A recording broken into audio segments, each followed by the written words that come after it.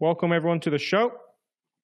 Welcome Alexis, welcome everyone at home. So this is like a LinkedIn Live. So if you've never seen a LinkedIn Live, it's kind of like Twitch. There's a chat. We're going to have essentially a live podcast. And today we're talking about CEO decision-making with Alexis Gresoviac. If you've not known of Alexis Gresoviac, he's the former MD of Blizzard Korea, Gameloft Japan, and Huuuge Games, been in the industry for like 25 years or something crazy. Now a fractional CEO and chief operating officer as well, and basically helps CEOs in the games industry kind of build better businesses as a fractional CEO and coach. Did I get that right, Alexis? Nice summary. Perfect. I would not have done it better. Lovely. Perfect. And today we're going to talk about decision making. So the way I've actually come around is I've got the 10 biggest problems that a studio could have, and I'm going to list them out. And then I've made a little lucky wheel. We're going to talk about each topic, a couple questions each, and then Q&A from the chat. And we're going to do this for around 2 hours. So we're in for a big masterclass of stories. So we'll get straight into it. If you're new to the gaming playbook, welcome. I'm Harry Foku. I'm the host. We do weekly podcasts here. And my business is essentially bringing people together. That's through content on LinkedIn and through podcasts and events. So that's my little intro. And we'll get straight into it. So in terms of what I'm going to do, I've made a pretty little wheel. Yeah, that was my question. Can we see it? I want to play. Of course.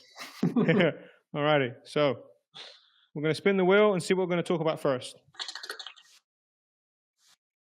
The Wheel of Fortune.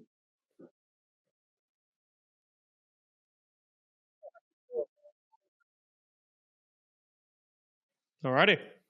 Streamlining operations for growth. So I'm going to get straight into the questions.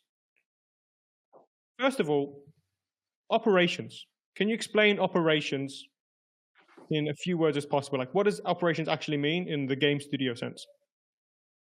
Well, first I would like to make a disclaimer, if you agree with that, is because we have people coming from different areas. Some are production, some are business, some are working for startups, some are working for well-advanced startup, and some are working for bigger companies. So basically, I will try to give some example through this live, and I will try to explain, depending on the situation of the companies. Of course, each company is different. That's why there are some services like the one that I'm offering. There is a reason for that, but basically we'll try to cover as much as possible. So the operation is basically the managing of all the different departments and divisions of a company that are making the company run. And usually it can go from 3 to 10 different divisions, depending the structure of the company. And the point of the operation is to be sure that you reach what we call the operational excellence for each of them. So basically, when you nail all the different division and all the different processes for each of the division, in that case, you should have a company that is running pretty well, and you should have the right organization to scale and to continue your growth. Okay, alrighty. Let's get straight into it then. So in terms of operations, what is the most common bottleneck you see in studios which are growing fast? What tends to break first? So if we are talking about the studios, one of the common mistakes that I see is that there are many startups that are raising funds, for example, and then after they say, wow, I have this big pile of money, of cash, and basically I have my dream, and I have the dream that I want to pursue. I will do everything to reach it, and basically I will put all my effort, all my energy into it. So there will be like hiring like crazy without consideration about the budgeting. We will discuss later about that. But it will suddenly it will become very unbalanced, unsteady company, because instead of looking as a CEO or as a CEO, the company in a holistic way, people will just look at it from their own perspective.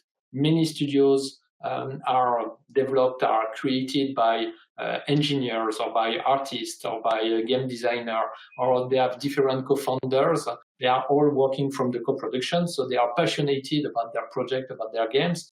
and they are just throwing everything at it without considering that there can be other departments that are also essential to the growth of the company. Maybe they are not that apparent, or they are not giving you the reward that you are seeing when you are developing a game on a weekly basis, but they are as important, if not more, at the beginning, especially.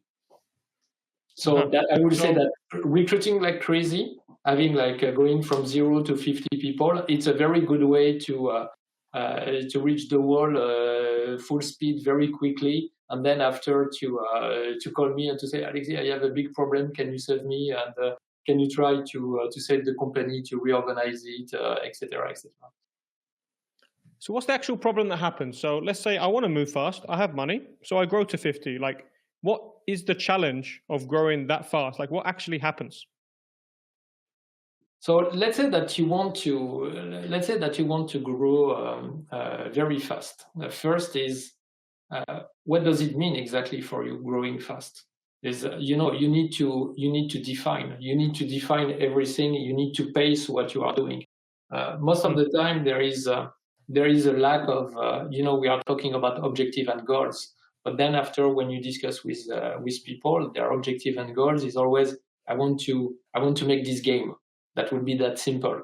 Or I want to release my game in 2 years' time.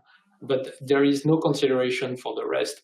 And that's why usually in business, we are using methodologies, like, for example, the one that is very well known, like OKR, so objective and key results, that enable you to see what is the objective of your company, but also to cut into chunk, usually quarterly based objectives, and you need to know exactly what you need to do to reach the quarterly objective. This is something that is extremely important.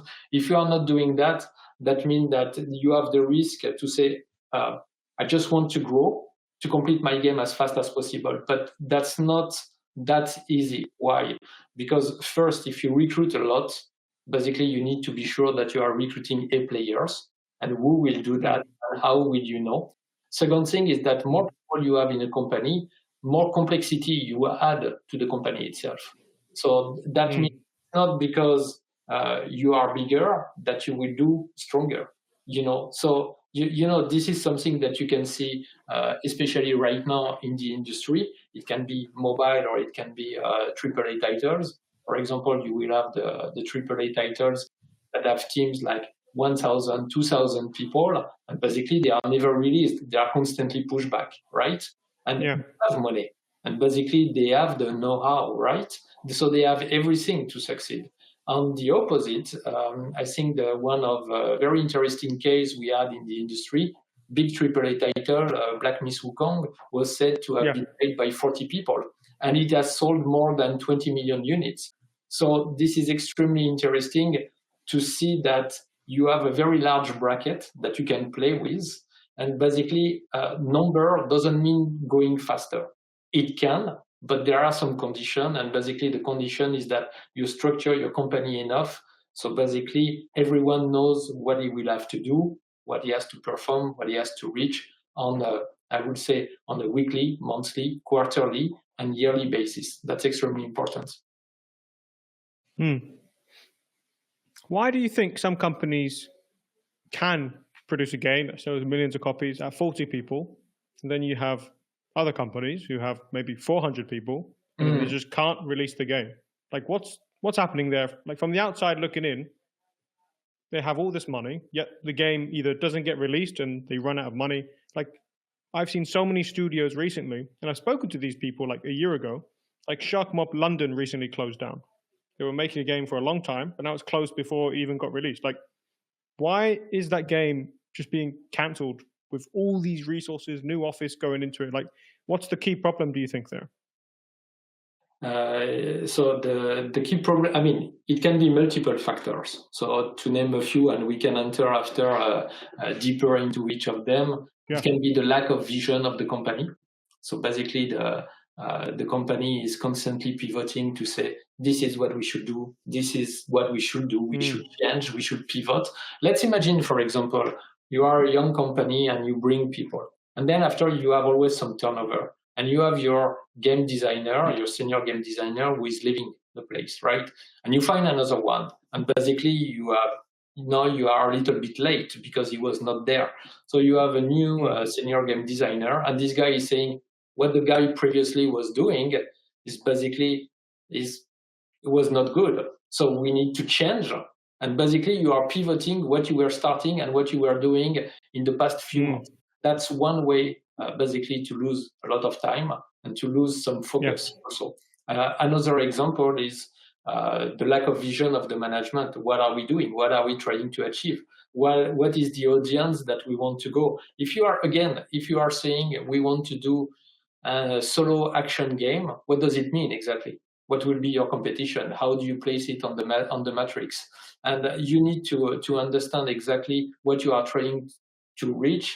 What is the size of the market? How do you position yourself? Otherwise, basically, there is always a risk that you realize that maybe you were not that good and you will pivot again.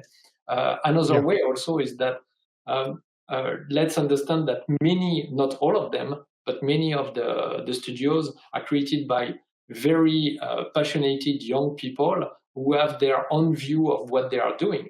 So they have their passion, but they can lack also, I would say, the maturity or the experience, the background experience, if they have not worked in the corporate world, is basically which tools to use. If you say, for example, we want to develop our own tools, then basically you will lose a lot of time. And that's why it's not current, but it can happen. So the decision that you are making can play a very, very big role. And then after you have, I will say, the methodology. So right now, for example, for people who are working in mobile, I will say that the agile methodology and using Scrum is extremely important. So this is a very important way for people to do that. But at the same time, you have also the waterfall methodology if you are working on a bigger game. If you have a AAA title on PS5, it will be completely different. And I would say the pre-production can take 6 months, 1 year, because you have the narrative and you need to know exactly what you are doing and you need to validate with the marketing. But again, bigger is the company, more people you have, basically more complexity you are adding, and more there are some chances that you are losing some time. So here, I would say the means that you have for your objectives and the vision of, I would say, the co-founders, the management, will be crucial to know if you will succeed or not. If you're one of the founders now, want to double click on something, you said getting your own tools. Like, is there just something that people should not be investing in that you see people investing in over and over again? I think that what I would like the co-founders is to understand that when they are establishing and creating a company, they are basically establishing and creating a company. They are not basically, their place should not be to be Mr. Producer, Mr. Game Designer, and basically to put, I would say it a little bit bluntly, but their nose everywhere. There is no point to recruit some game designer if you're always on the back of the shoulder of this person, telling, please change this, please change that. Same with the artist, and to say, can you correct this, correct that? So most of the time is the fallacy trap of the managers, because it's kind of inherent power of their role, is basically they are falling into the trap of the micromanagement. And even myself, I was falling into it. Why? Because you love games, and basically you want to contribute. But basically you can make the other team lose their time, because at the end they are confused and they don't know why they have to constantly change what was already discussed. So it's a very dangerous way, and I think it's not the most suited way to know what you are supposed to do. It's far better to think in advance, to build some cases, and then after to know why we are taking a decision, why we are moving into that direction, or why we are using this tool, or why we are doing what we are doing. This is extremely important, and this is also super important for the teams themselves. Because if you ask them to produce something, but they don't know why they are doing what they are doing, basically you will kind of kill the drive, the passion of the people, because they will be completely disconnected from their own project. So it's not very good. Yeah, no, I resonate. I guess I've seen that a lot when I was a recruiter. The CEO was effectively the creative director, and a lot of conflict came from that. But then again, some of these games end up doing well. And I wonder if it's kind of like, it's a double-edged sword, right? You need someone who has a big vision, but then you do need someone to actually run the business as a business as well. Otherwise, it's like gambling. Like, it could go well, but the risk then goes a lot higher because you put all the energy into trying to make the game amazing. And then if the reality kicks in, you don't get funding, or the copies don't sell, or the market's not timed right, you're screwed. So it's a very scary way to run the business. Let's see things the opposite way, because I think that where people are falling for it is everyone is dreaming about creating its own game, about working for this company to be successful, etc. Of course, everyone. So basically, that means that we are all at the same starting point, right? And we can say in a way that we have the same objective, right? So that means that what matters is not the idea, right? It's the execution. It's always about the execution. So then after, as you were telling me, there are some people who are just like, they were the CEO, but they were acting as a creative director, and they are trying to have multiple hats. And that's possible because it depends on your means. It depends if you are bootstrapping. It depends if you have raised 1 million, 3 million, 5 million, 10 million. It depends if you are working for the corporate world. That's completely different if you have a limited budget or not. So we have to take this under consideration, and that's why I was doing the disclaimer at the beginning. However, what we can recognize in the game industry, and this is of course particularly true right now, in the crisis that the game industry is suffering right now. The game industry is a little bit, it's entertainment. Okay, so entertainment is not something that is, I would say, it's not something that you need to live. You need to have a roof, you need to have a house, you need to pay your rent, you need to eat, you need to drink, these kind of things. Entertainment is a little bit different. You need to prove the value of your product to bring people to you. Same for the music, same for the movie industry. It's exactly the same. You need to really bring it. So now what we can see from the gaming industry is that there is always the tree hiding the forest. And basically the forest is that behind each extraordinary company, there is always maybe hundreds of startups, of other companies who have basically went bankruptcy because basically the execution was not good, or basically they were not lucky, and this kind of thing. And yes, the tree that is hiding the rest of the forest is basically, it can be someone who was very well organized, very well executed, or you can have also, it's rarer, but you can have the another company that was super lucky to do a project. They didn't know exactly what they were doing, and it was successful, but it was never planned. But basically, how many people, if you remember, maybe you are too young for that, Harry, but if you remember, you rewind the tape like 10 years ago when there was Flappy Bird. They have just done the... I remember Flappy Bird. I felt very proud that I still had it on my phone when it got uninstalled. I was like, yeah, I was doing the same. I was doing the same. But basically, Flappy Bird is the tree that is hiding the rest of the forest. It's not because one person was successful, not trying to be successful, that everyone who will try to do a copycat, will try to emulate, will be successful the same way.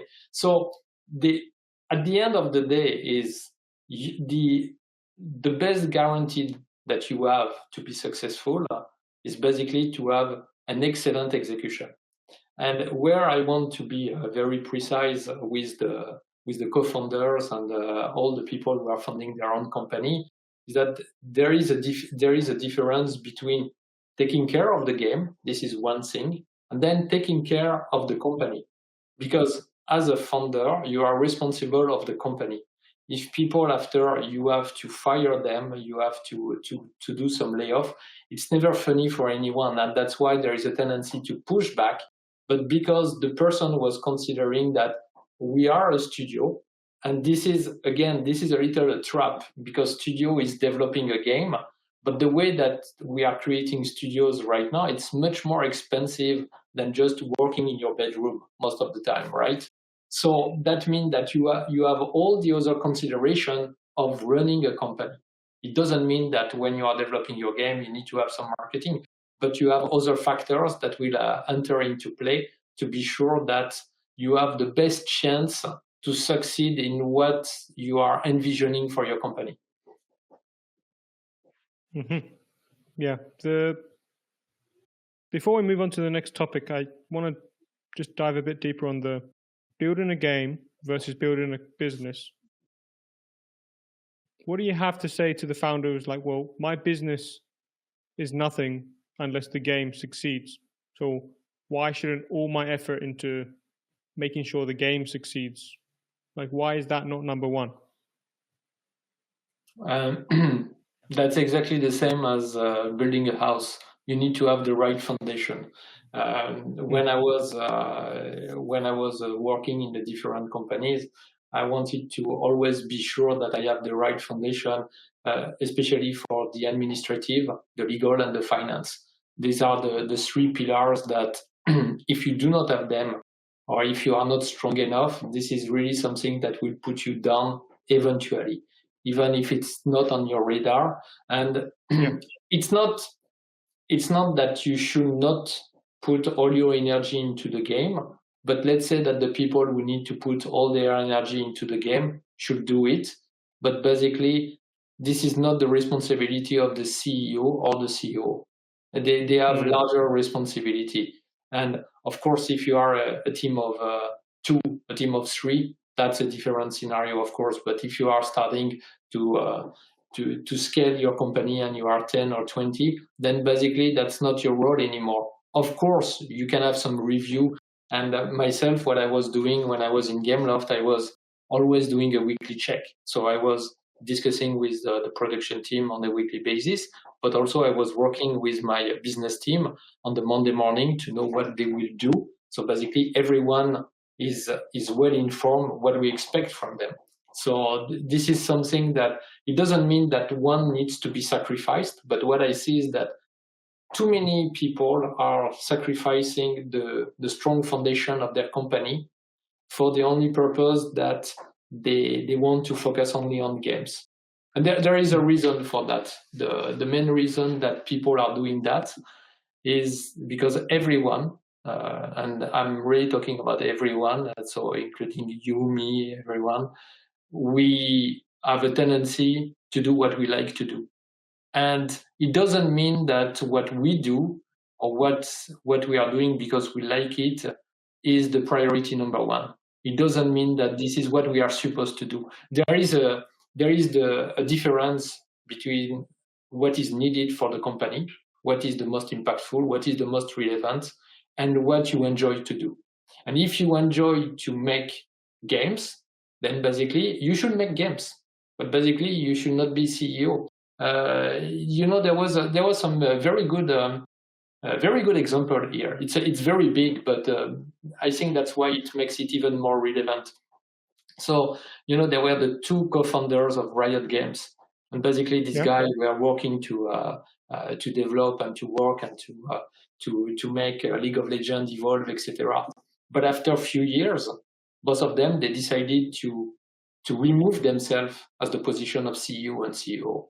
And that was very, of course, they are the president, the chairman, etc., of the board and everything. This is their company. They have they were the majority shareholder until Tencent was coming, I think. But the point here is that they said, you know what, being CEO and being COO is not that funny. And it's true, it's not that funny. So unless you are a little bit a masochist, but it's not really funny to look at the accounting and discuss finance and legal stuff, etc. But this is necessary for the companies. So what they decided, they say, we want to do games, we remove ourselves, and we will go to develop new games in a kind of R&D section, because their passion was about game, was not about accounting. It doesn't mean that they are not the boss. They are the boss, but they let people who know exactly what they are doing and people who are good at that and who are not into developing the game do this job. So I think that's showing a very high level of maturity. Of course, there is the budget, and basically the revenue generated by League of Legends is so important that they cannot play with such a budget, with such a big scale company. But also, I think that they were very wise to do that. Not everyone is doing it. Yeah, sounds like a difficult choice, but I can already think of a couple people who would love to work on the game, but are stuck in that CEO position and then neglecting the stuff they need to do, right? Until it bites them later. So I think it's an important point. Alrighty, we'll move on to the next topic. Let's do this. And everyone in the chat, if you just joined, this is going to be interactive. If you've got any questions related to this, we'll tackle them kind of as we go, and any we don't tackle throughout, we'll tackle at the end as well. Alrighty. I'm going to share the screen. Are you ready? Boom. We are ready. Go for it. Alrighty.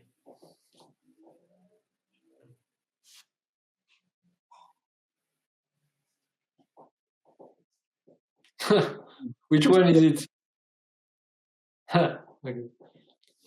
It's going in order. Alrighty. So, is it done on purpose or not?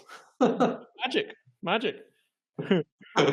Sweet. So, smart budget allocation. I feel like this is very topical, and especially in your experience, because from my understanding, you've managed $100 million budgets before.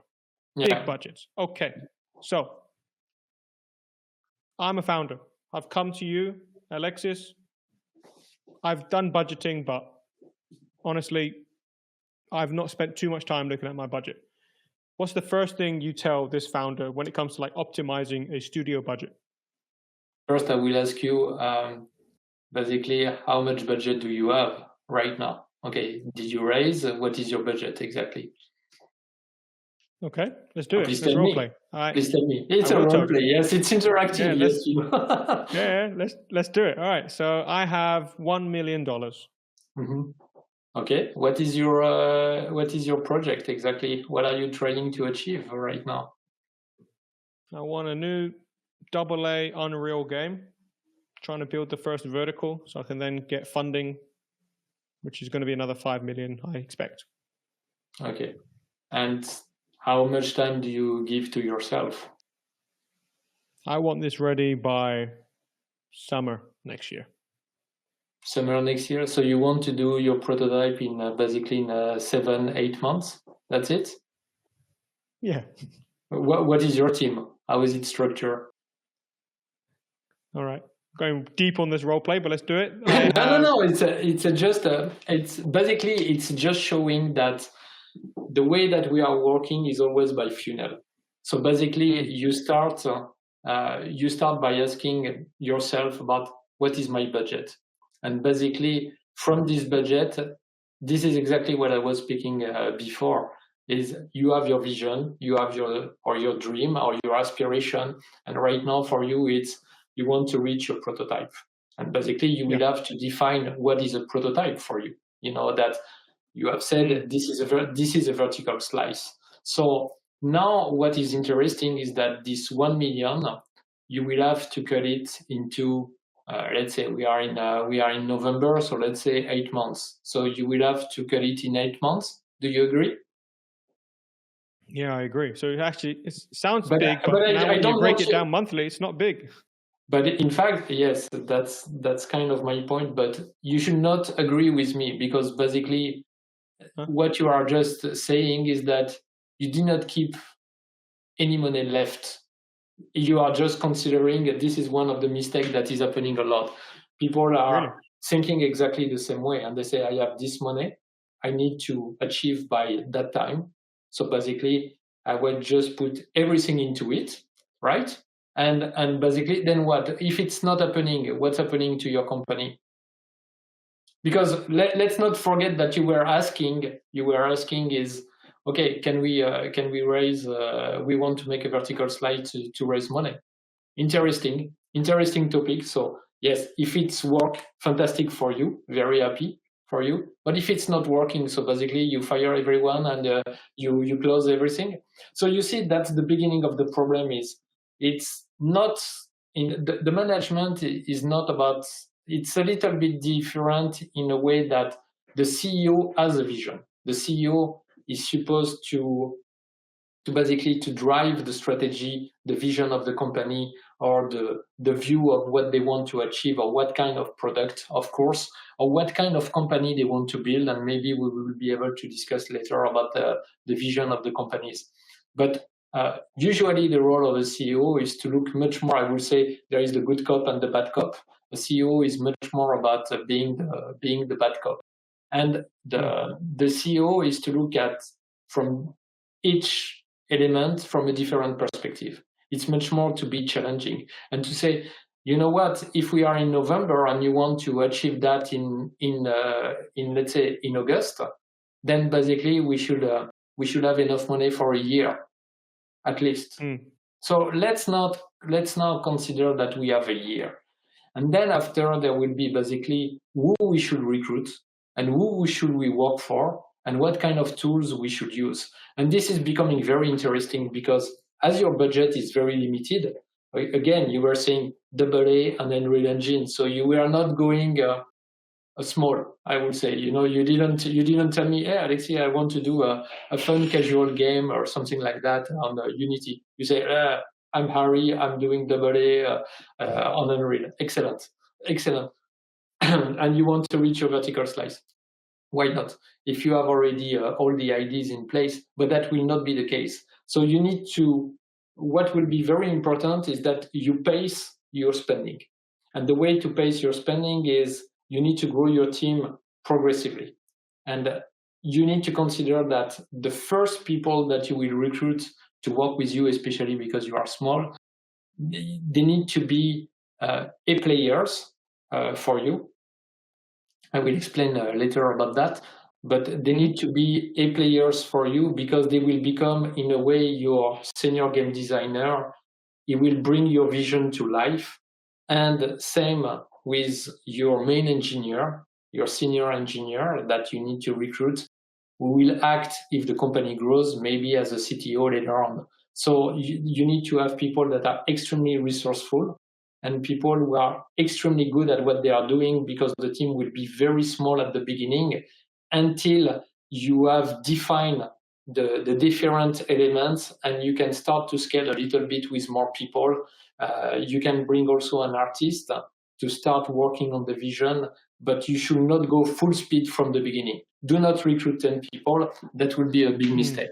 And basically, if you are pacing your budget through the year, it should be okay.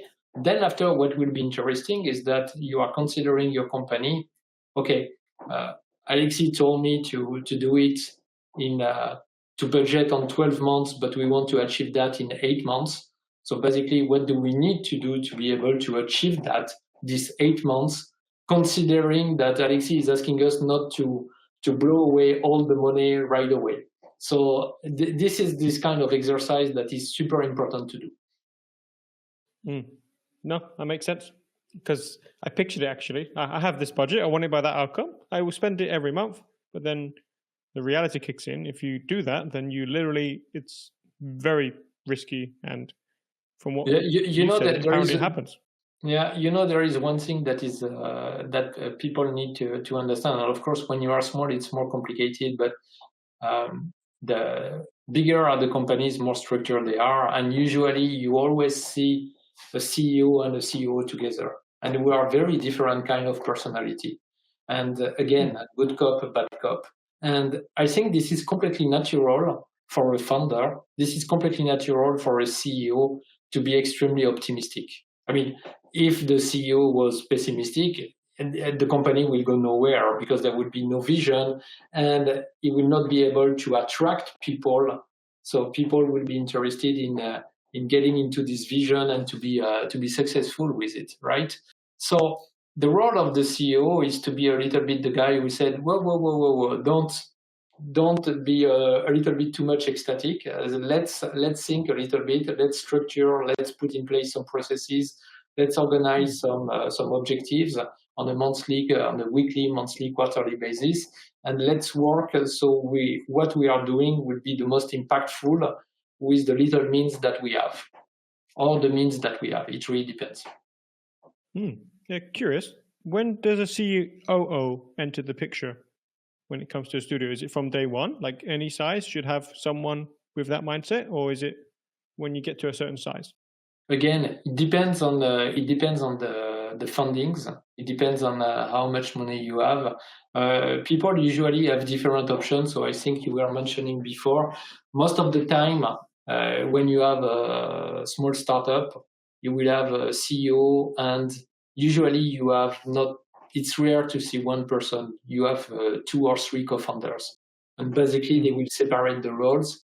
And most of the time they have multiple hats by themselves, right? So you can have, as you were saying, the CEO is the CEO, plus on top of that, he will be the creative director. You can have the CTO, of course, that is the main engineer. You can have basically the CEO can be someone who is working with, let's say, for example, the accounting, the legal, the finance, depending if it is outsourced or not.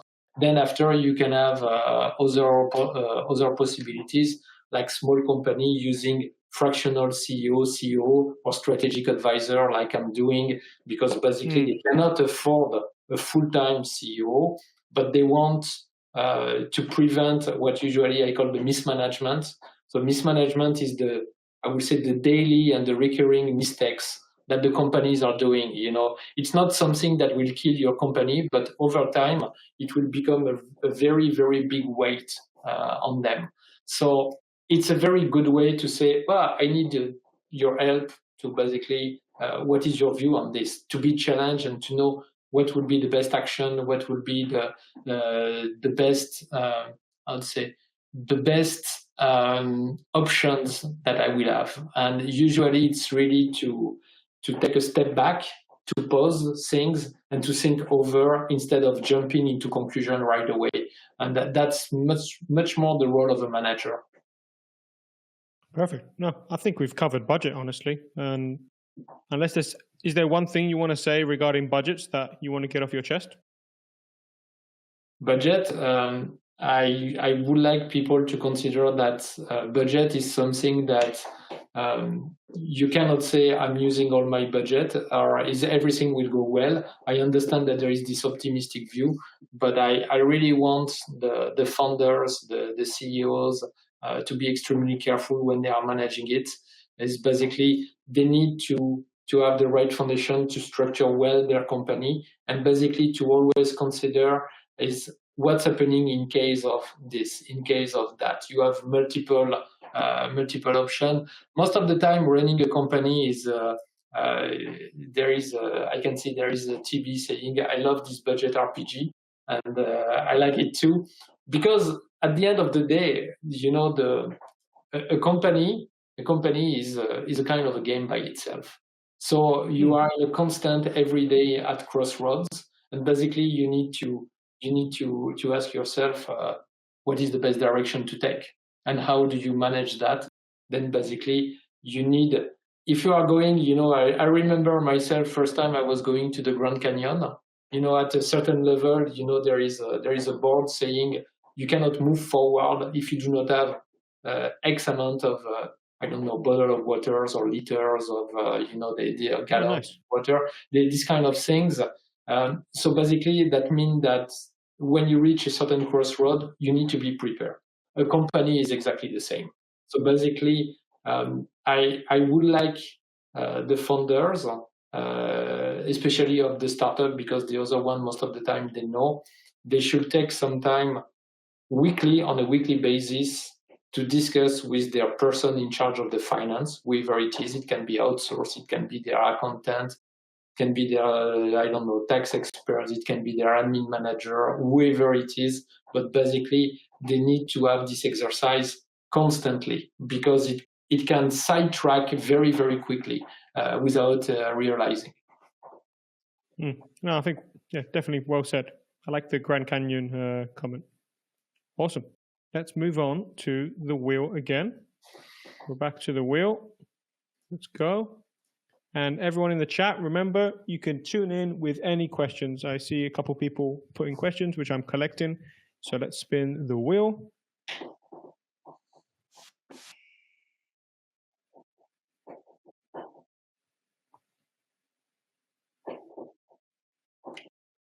Decision-making work for leaders.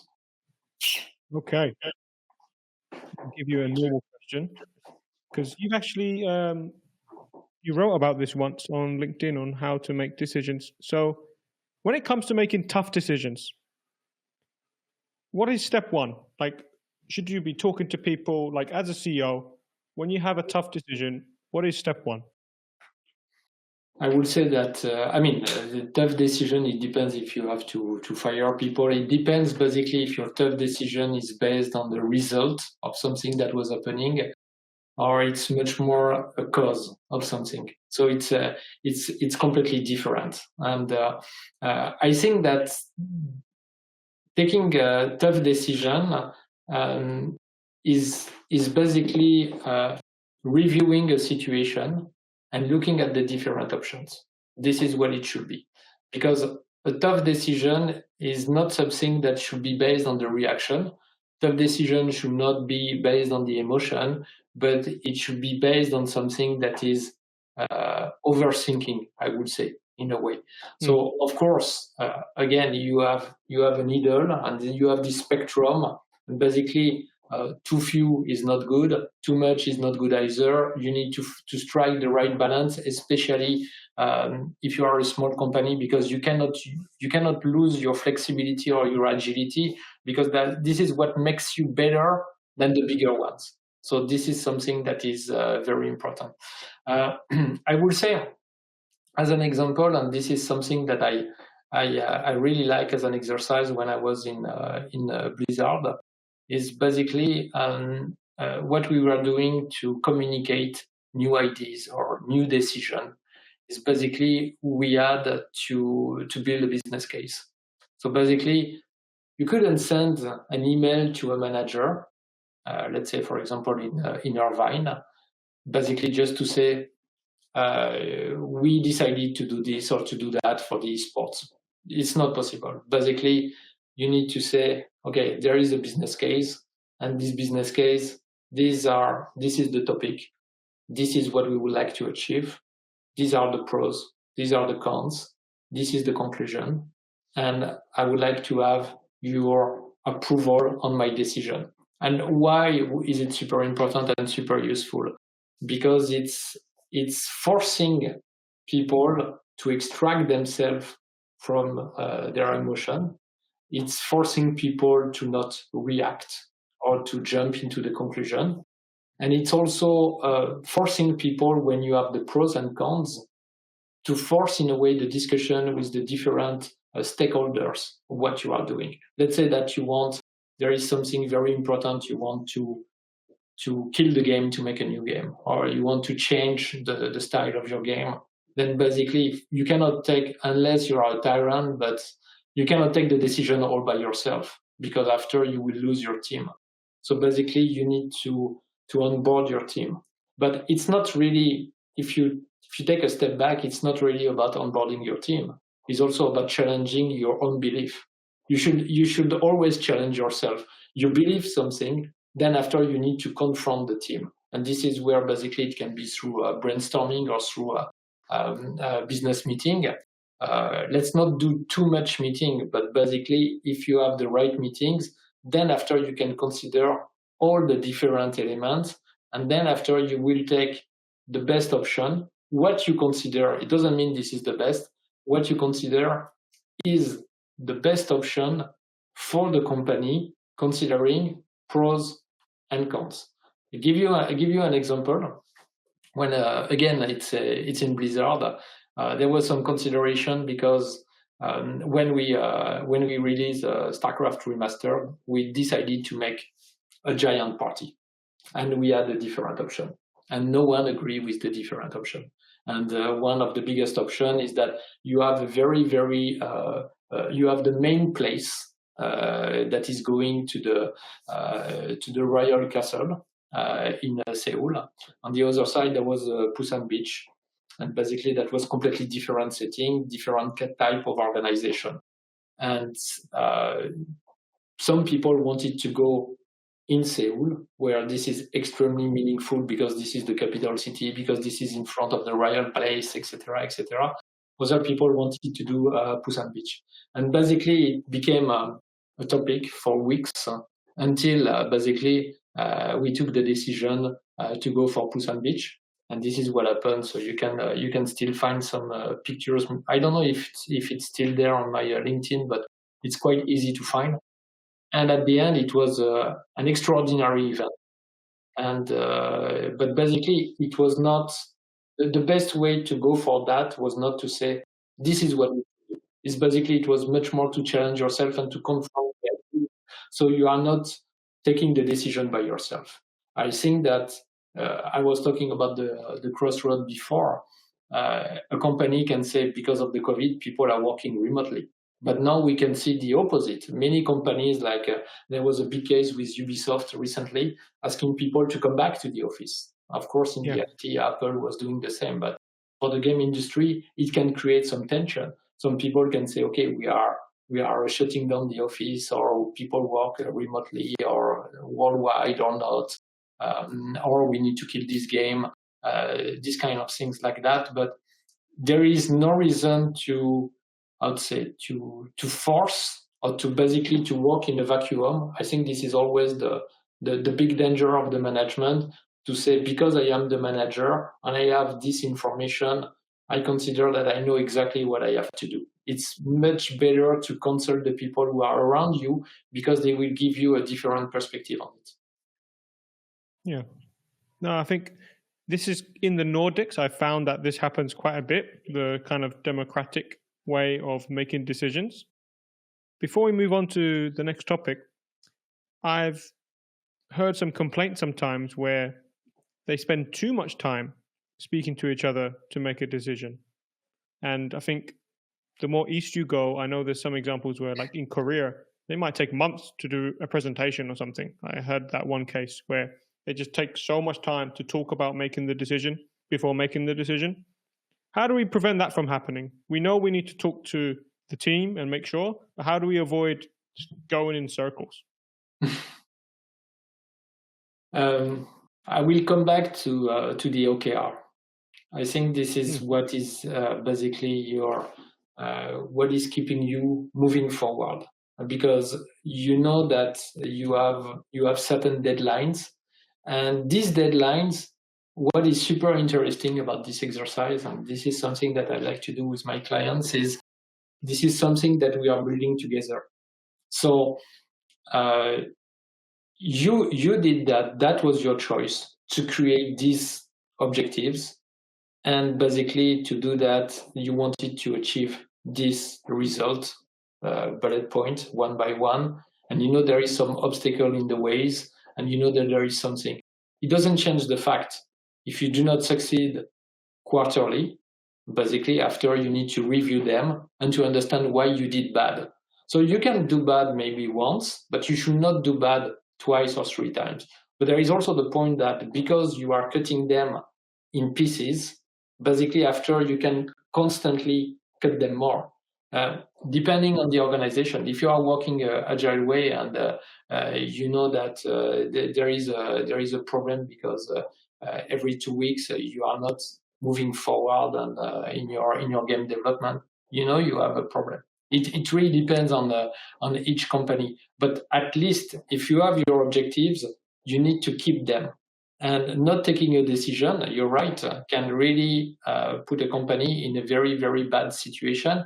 Most of the time, not taking decision is coming from the companies who enter. I've seen it more into the big companies than in the small one, and because they are in a routine, and basically they cannot really change this routine, and they do not want to to leave it, because this is, a routine is very comfortable per se, right?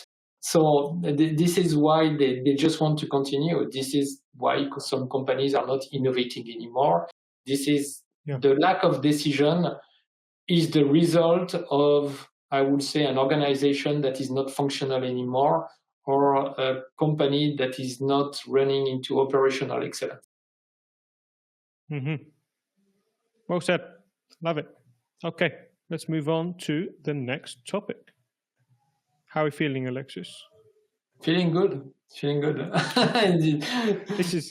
We're just swatting these questions. I like it already. Because myself, I'm more of the evening type of guy, so I can always do it at night, no problem.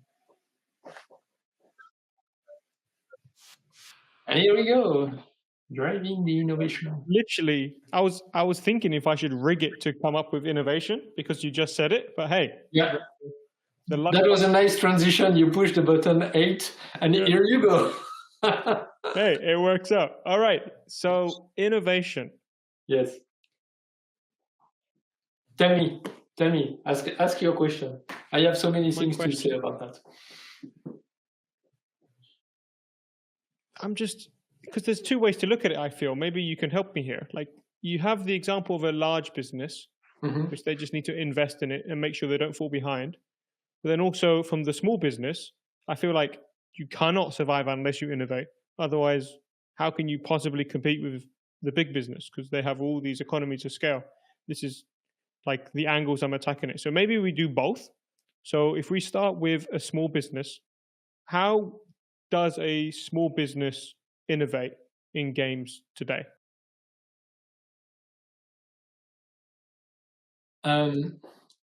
It's more a matter of size, but you can do it. You can do it in any way.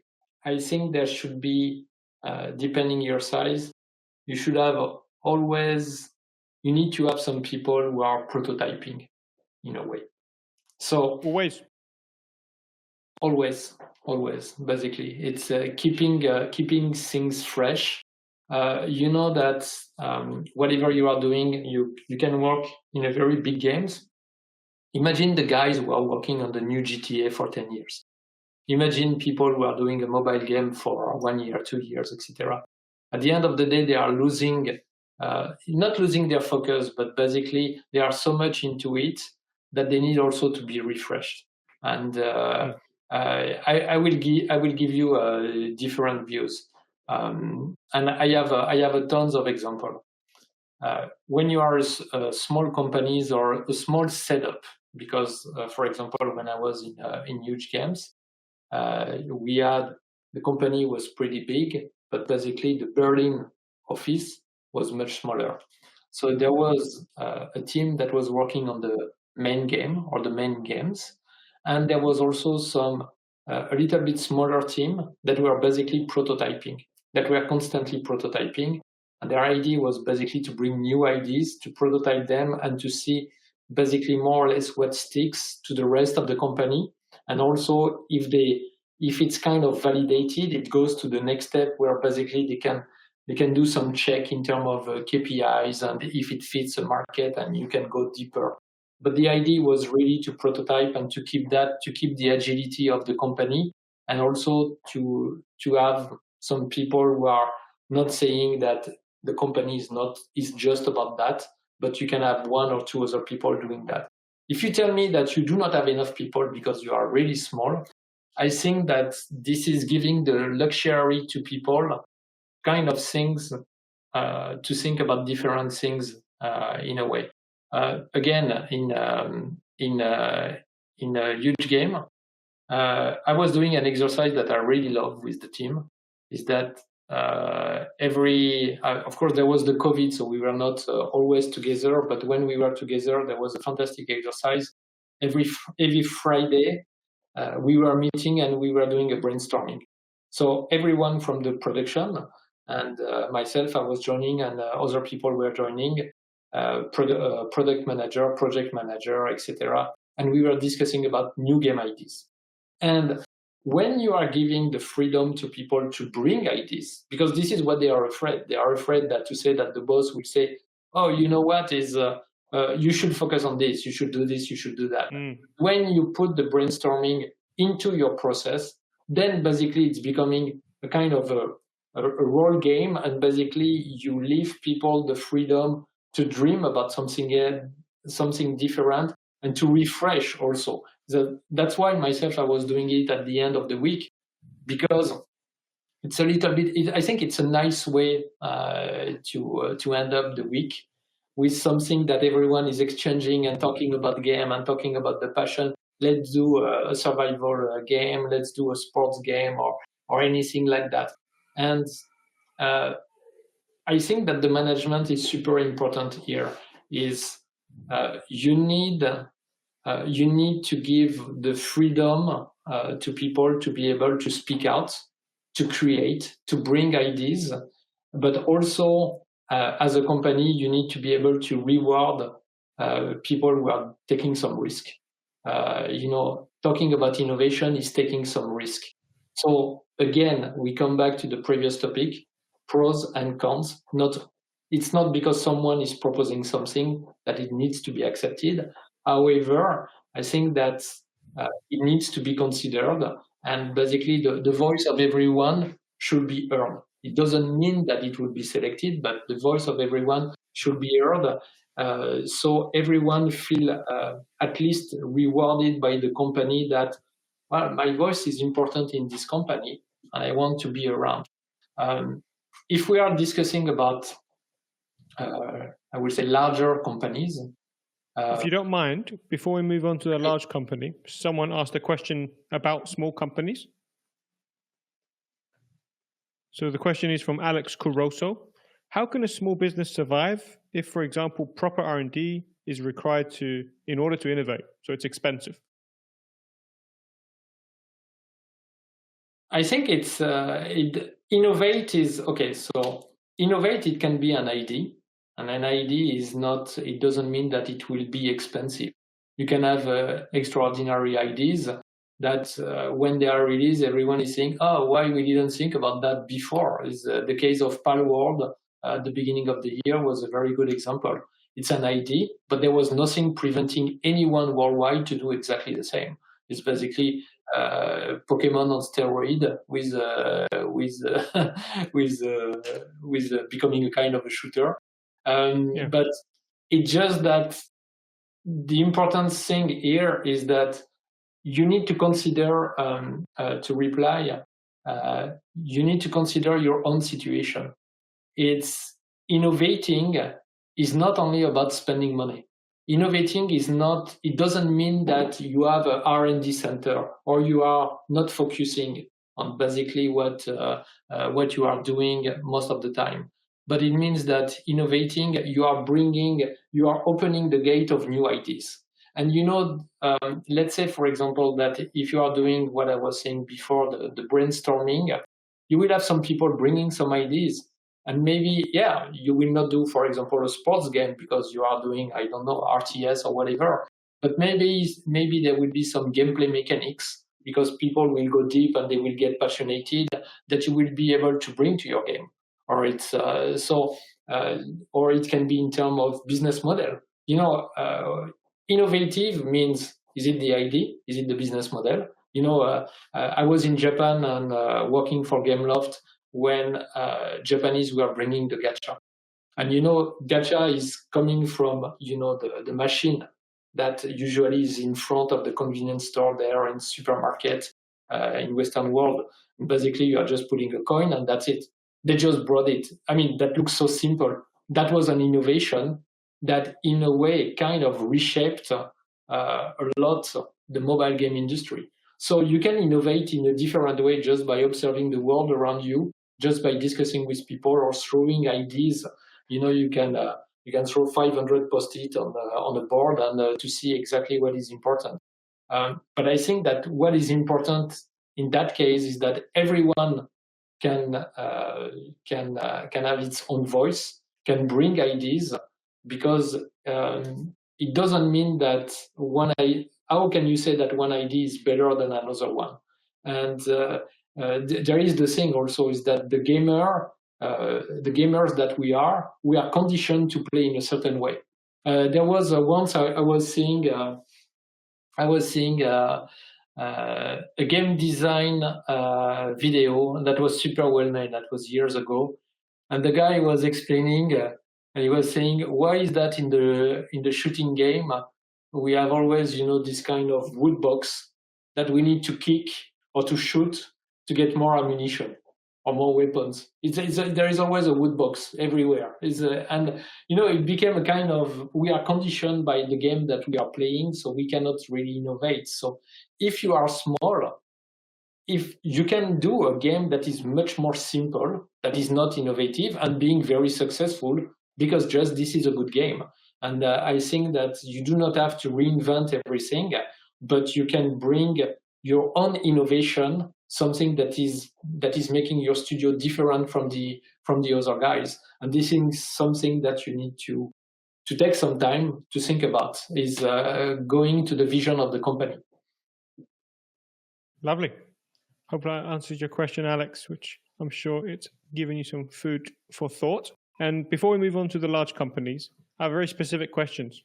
Do you know of any examples of large companies doing innovation well? And if so, why do you think they're doing it well? That's a very good question. That's a very, very good question. Yes, I know one. I know one. I know that there are much more many companies doing that, but the one that we cannot escape from is Nintendo. This is the absolute company that is innovative constantly. It can be basically the gamepad. It can be the gameplay itself, the scrolling element that they were doing with the first Mario. It can be everything that is based on music, the way that they were using the hardware and the software, the DS that you can use as a mirror, as a reflection when you are playing the games. The way that you are using the mic to blow on it and these kind of things. They are gigantic. They are making billions, and basically they are extremely innovative. Again, there is no one that was prevented to use the second screen of the 3DS as a mirror. There was no one preventing people to use the mic. There was nothing like that. So the limit is here. This is what is important. And that's why I was saying it's important to have A players when you start a studio. The senior game designer that you will have will be an extremely important person. Extremely. Yeah. And the way you are working with this person. So you work in confidence, and basically you are very open to listen what this person has to say. Would you say Nintendo is innovative because of A players?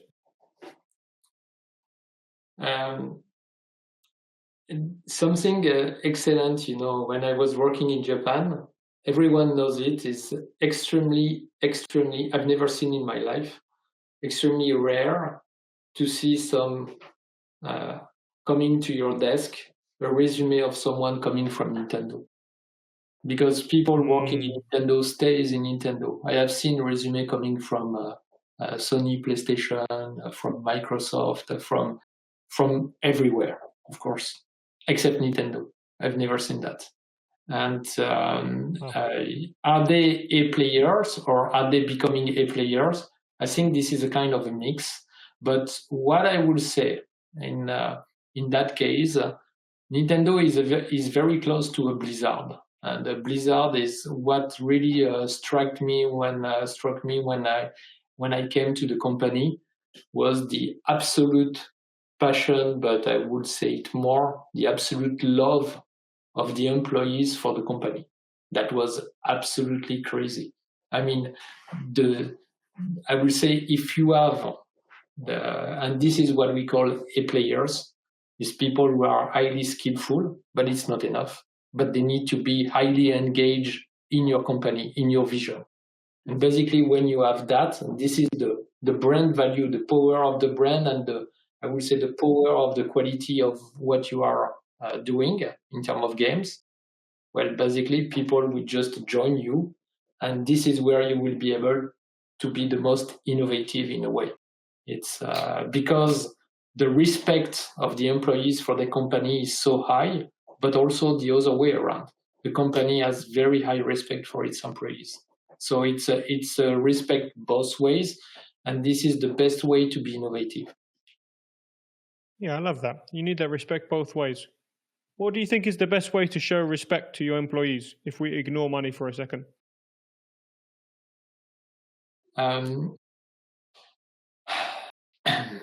You need to be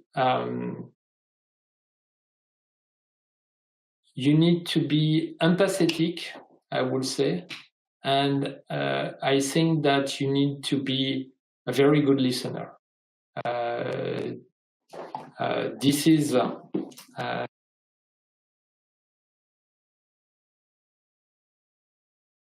Well, I can't hear you, Alexis. We just had a sorry. It was because I was not touching my screen, so I had basically the screen saver. So you were saying how to show respect. Yeah, so basically to show respect, you need to be very empathetic, and basically to be a very, very good listener. That's extremely important. And this is also a lesson that I have learned from Blizzard. Is in Gameloft we are much more into the action, much faster pace. But basically, if you listen well to the people, if you discuss with them, that's very important. Then in the day-to-day, you need to be very clear with people that their opinion matters. And basically, people are free to talk. I have, I will not name them, but I have visited some companies that, and I have worked also with some companies that was like the complete silence. You know, when you enter a room and you have 50 people, and basically you can, you know, as we say, you can hear a fly, and you can, you know, the needle that is falling is like ding, ding, ding, like this. You really do not feel well. There is a lack of energy, and you feel that people are kind of enchained. But it's not only being enchained to their desk; it's enchained in their mind that they cannot communicate freely with their colleague. So basically, you are creating invisible walls everywhere. This is what you want to prevent absolutely, because you cannot have only something that is without life. Is you know, it's at the end of the day, we create games. Again, games as not something that is necessary in life. It's entertainment. You make games to bring pleasure to people. How can you bring pleasure to people if you are not having pleasure yourself? That's extremely difficult, right? It doesn't mean that you do not have to be serious in what you are doing, but it doesn't mean also that you cannot work into, I would say, a very nice condition. And that's why the importance of the office, but also the communication is extremely important. So value the opinion of others, value the freedom of speech, of opinion of other people, be empathetic and be a good listener for the managers. I would say are the very main rules. And again, also you were saying except from the salary, but you have to consider also that the compensation is an element that is extremely important, because when people are well paid, I always consider myself that I wanted to pay very well people when I was working in the different companies, because if you start the relationship, you can disagree with people about the compensation, but if you find a good agreement, it's basically, you know, that this person will be 100% focused to its task, to what he's supposed to do, either in terms of game design or whatever. If his consideration is spreading a little bit everywhere and saying, yeah, I'm not paid exactly what I want, so it's difficult this month, so I have to be careful if I want to go to vacation. It's like your mind is somewhere else. So you want to be sure that you, as a manager, your responsibility is to be fair, but basically to show that you value the people. And this is also one way.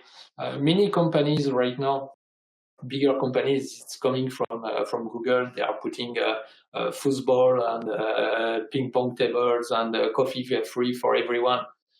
you can put as much coffee for free for everyone, or breakfast, or orange juice box or whatever. If you are not paying people well, does it make you a good manager? I think that people would prefer to have higher salary and less coffee in that sense. But one is not preventing the other one. But as a manager, you cannot say as an excuse, we are not paying you well, but basically we have a fantastic ping pong tournament every Thursday afternoon. I think it's not correct to the people, because we live in real life at the end of the day. Yeah, I think well said. I was thinking about that. Like, even if you can negotiate a 10% saving on someone's salary, but if that cost will be them looking away or looking how they can make more money, then the 10% you saved, you might have lost 40% of attention or something like that. Yeah. Moving. We're on a roll. Alrighty, we've got a few more topics. I'll make a quick pause just to mention to everyone who's staying here, because we've been going for an hour, 15 minutes, and we've pretty much not lost any viewers, which is impressive. So a quick reminder, to connect with Alexis, please. Alexis, could you quickly share what you do for people? Just elaborate a little bit what you're helping clients with right now, in case someone's listening. Yeah, so myself, if you go to my website, you will have all the information. So this is aceconsultinggroup.biz.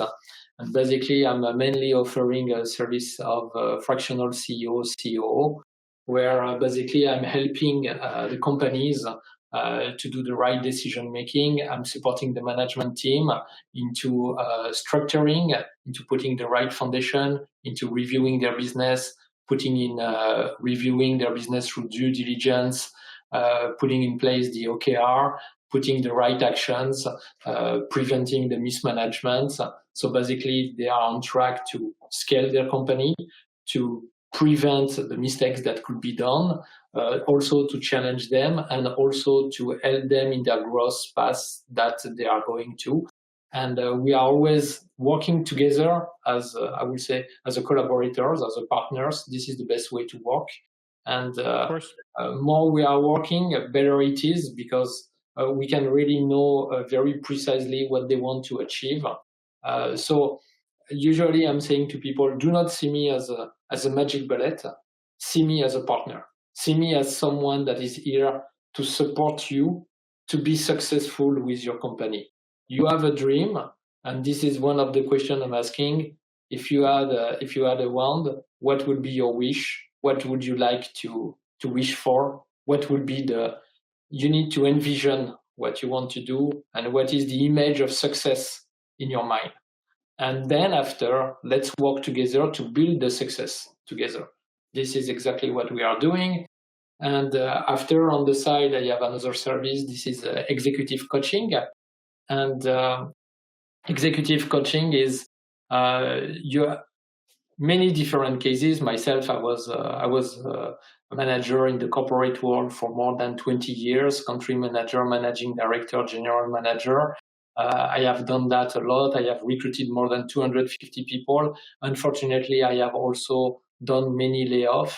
I know the situation of different companies, different size, different people. So I'm trying to help, for example, the managers who are blocked in a situation, but they cannot go to HR, or they cannot talk to their boss, and they would like to discuss about it, to have a second opinion and to challenge themselves and to know what are their options. Also, some people have been laid off and they're in a transition and they want to gain some clarity. So this is what I'm trying to provide, giving them some clarity in their life so they can achieve their dream. That's extremely important. And then after, this is supporting the management. Again, this is acting as a strategic advisor to know that they are piloting their company the best way as possible, driving the right initiatives for the company to create outstanding companies for their employees and to create fantastic game for the users. Amazing. And the best way to get in touch is LinkedIn and your website, right? Yeah, there is a Calendly, so the people can book calls with me. There is a book a clarity call on top, and they can go right away to it. Amazing. I've put the barcode there in the corner. If anyone wants to scan that, they can have a look. There you go. Amazing. Alrighty. we'll get back into the topics and we'll do these rapid fire, Alexis, and then we can answer questions from the chat. Yeah, sure. Let's do it. Okay. Sharing the screen. Here we go.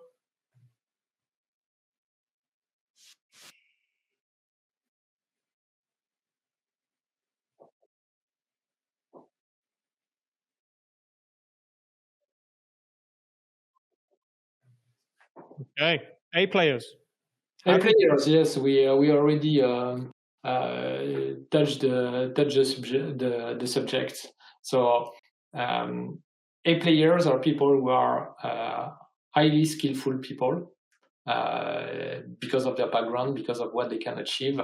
Sometimes you can measure it in a better way than others, especially for the engineers. But I would say that they are highly skillful, but it's not enough. Basically, the A player will be the person that is highly engaged to your company. You have your vision, you know what you want to achieve. You know that, and I think that for the founders and for the startup owners, you know that it will be extremely difficult.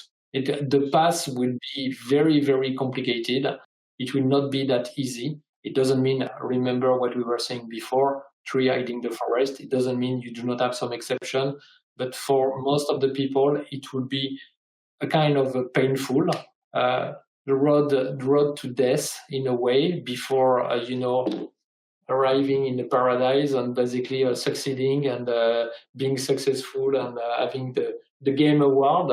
But it will be extremely, extremely painful.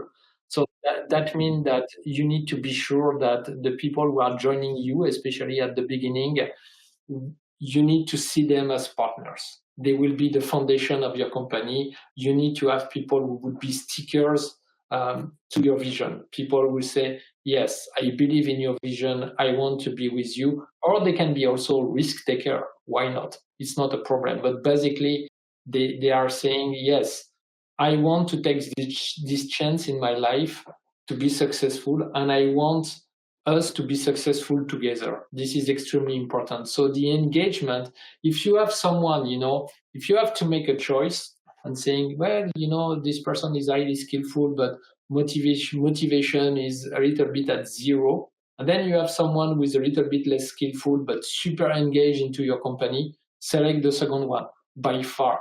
Because you have also a lot of people right now who are kind of job hopper. It depends also on the generation, but some people will always try to move, I will say like jump from one salary to another and moving every 6 months, or basically they will just use their time to search for the next job, to the next job, to the next job. This is not the people you want to be around. This is not the people who will make your company successful. So their engagement about what you are trying to do is extremely important. And everyone has a different way to recruit. But I know that right now, when you have some HR, they are asking a very, question that are very checkbox in a way, And one of the problem with that is, my opinion is that for the HR is everyone is checking on the net what are the top 20 questions that HR are asking and what are the top 20 replies and that people are replying, these kind of things, because you were in a recruitment. So it's kind of complicated because at the end you have just people who are just here to find a job and who are not passionate about your vision. So of course we are saying that this is much better to have people who are driven by what you are trying to do, but who are also curious about your company. Did they check about your website? Did they play your games? To which extent, etc. What do they know about you? What do they know about your company? What do they know about your co-founders? That's extremely important. And the other way also is something that I like to ask myself to people is their background, because background is asking people to tell their story.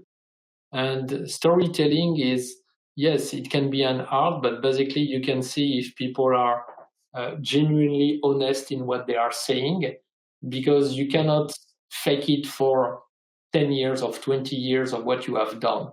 And the second thing that is super interesting to me when I was recruiting, and I think that I have a success rate of more than 95% with that, is basically when you are listening to people, you will know if their mind is working very well, if they are fast, if they connect the dots very clearly, if they are very rational people. You will understand their personality through their story, but also through the way that they are telling their story. And I have recruited fantastic people based on this exercise. Tell me more about you. Tell me more. How did you arrive in this consideration into this room of today? Why you are here for the interviews? And just by discussing with people, you can connect if they are the right fit for your team. One thing that is also very important, I'm not saying that against HR, but I see too much right now. I see too much managers that are disengaged from the interview process. Like you have HR and number 2 and number 3 and number 4. And you know what? Then after, if it doesn't work, it will come back to HR. Why did you recruit this person? Why did you push this person to me? Or it will go to the headhunter. Hey, why did you ask me to recruit this person? This person was not good. You know what? You are the manager. You are the founder. You are the CEO. The CEO. Take your responsibilities. There are too many, I will say, there is too much bad management right now where people do not want to take their responsibility. Your company is your responsibility, okay? Your game is your team, okay? Your company is your responsibility. The people that you are recruiting is your responsibility. So don't put that on someone else. At the end, that's your decision. I know it's becoming a kind of common trend right now to ask everyone to have a round of 10 or 15 interviews. You don't need to have 10 or 15 interviews. That's completely craziness. You should be able to do it if you have a test in 2 or 3 rounds maximum. All of the rest is basically, it means that you are not at your place as a manager. You cannot take any decision, and you are just trying to dilute the decision to everyone else. So basically, if something is exploding, it will be the fault of no one, and it will be basically everyone will be, it was the guy, basically. No, it was the manager. You are responsible. Take your responsibility. And also, basically, what makes a company rich is the people. The people is the most important thing. This is the resource of the company. So yes, you can say, no, I have Unreal Engine. Yeah, but you can create your own engine. Yes, you can go to Unity, etc., etc. You can change engine. But people is something that is very, very precious. That's the resource that where the innovation, where basically the work and basically keeping your deadline will be made. So basically, I would recommend to the manager, take it very seriously. You can do basically the first call can be done for the HR just to be sure, a kind of a filter. But then after, the manager should right away, the person who will be responsible of this person should come right away in the interview and take care of this person. And the person should take the responsibility. This is what is being a manager. So don't put that on other people. But then after, you will understand, as it is your responsibility, you will take it seriously. As it is your responsibility and you take it seriously, you will absolutely want not to miss, and you will go for the player by yourself. That will be your best interest. Yeah, well said. I want to share a story where, because I've been part of a recruitment processes from, let's say, like 15 studios. So it's interesting, and I got to sit on the interview in the background. So it's interesting to see how different people do it. Some do have 5-6 stages, and the manager comes very end.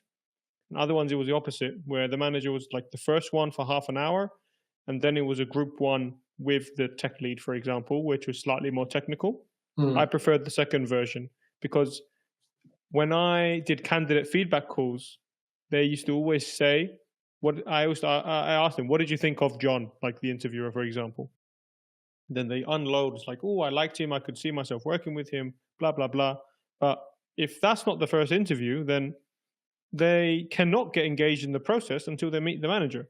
And if we're building A players, usually they have options. So I think it's also a point of like actually convincing the candidate. The manager needs to do some selling of the vision, and it can't be anyone else than the either founder or leader of the team they're going to be working in. It's like a big thing that I think a lot of studios can have as an opportunity to improve. Yeah, I completely agree. This is just bad management, because managers who are disengaged and who put the responsibility on other people where it's not, it's completely abnormal. People should take their responsibility.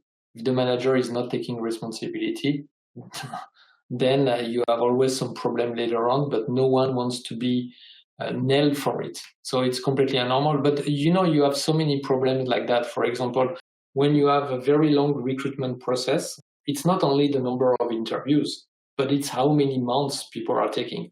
How many times have you seen, oh my God. How many times have you seen some interview process and the company is telling you, well, we have nothing in mind. It can take 6 months or 1 year until we find the right person. So first thing first, okay, unicorn doesn't exist. That's why we call it a unicorn. It's like it exists in fairy tales. It doesn't exist. So stop with that.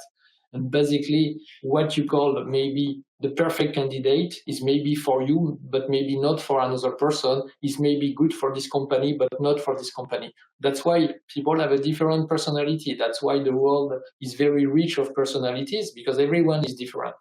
But the other thing is that when you are a manager and you are interviewing, you should go quite fast, because otherwise you are basically forgetting about the first people that you were having in interviews. If you are starting to meet 10 and 20, and more times you take, more you forget about the first one.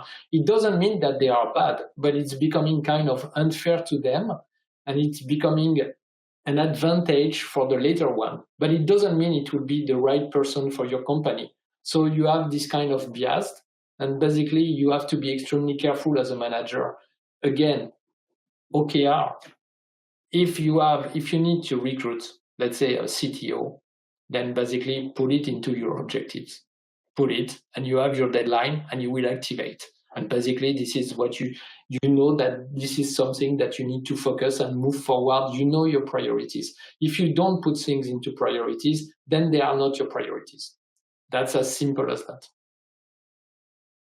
Super well said. I love it. Alrighty. Are we ready for another spin of the wheel? Let's do it. Let's do it. Yeehaw. There is less and less, no? Yeah, I'm removing them as we go. You are removing them. Interesting.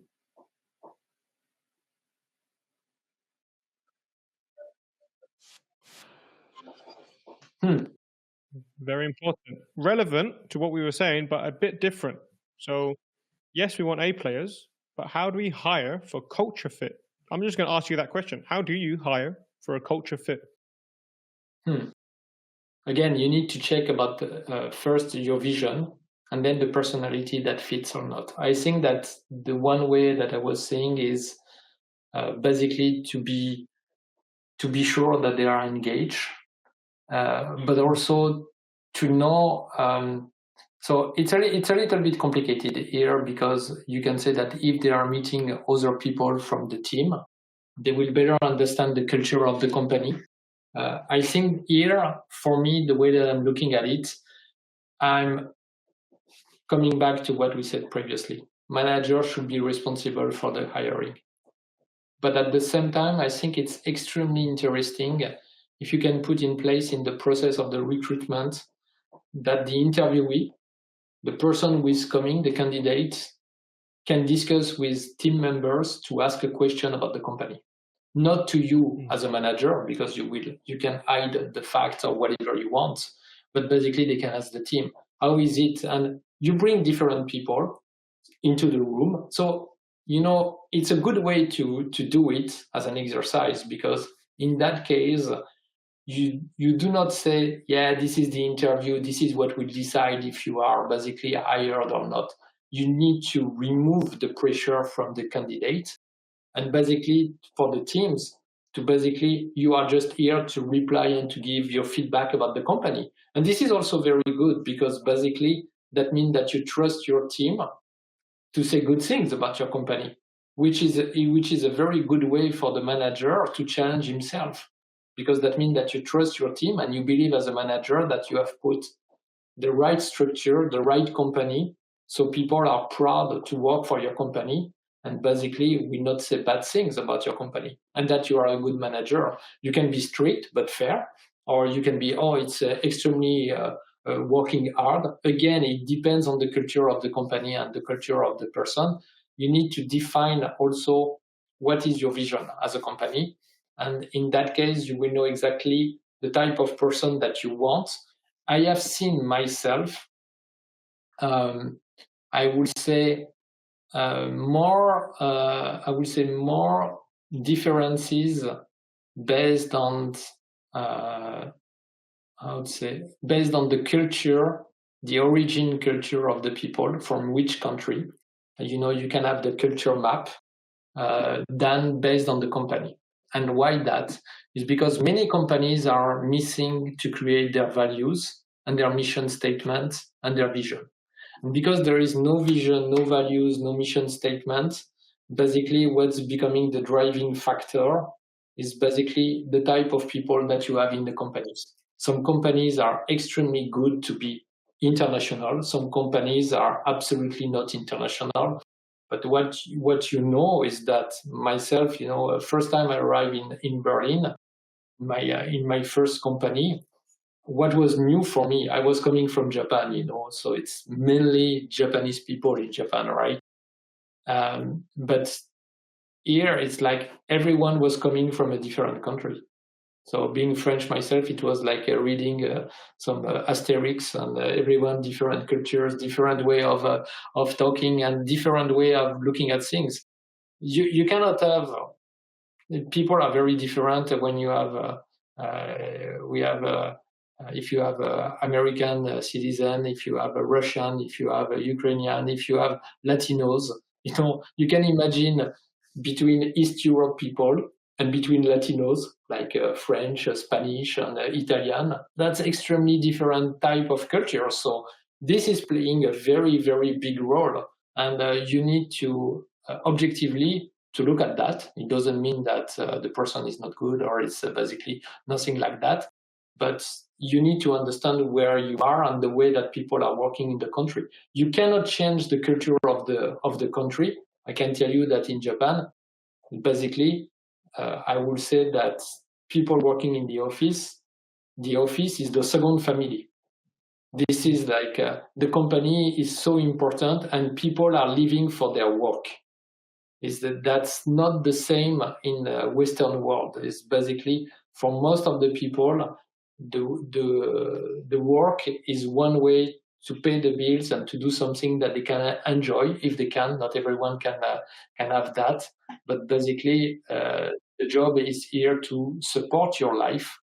Whereas basically, I will say Japan and Korea, it's even worse than Japan. I can tell you, like, they are crazy working hours. That's incredible. I had to stop some people in Korea, but basically they are living for work and they are living for their company most of the time, and up to put themselves in danger. So it's very different. You will not change the culture of Japan or the culture of Japanese. And this is the same way everywhere. So you need to compose with that. It's a very important. But then after, on top of this, the culture of the person, you have the culture of the company.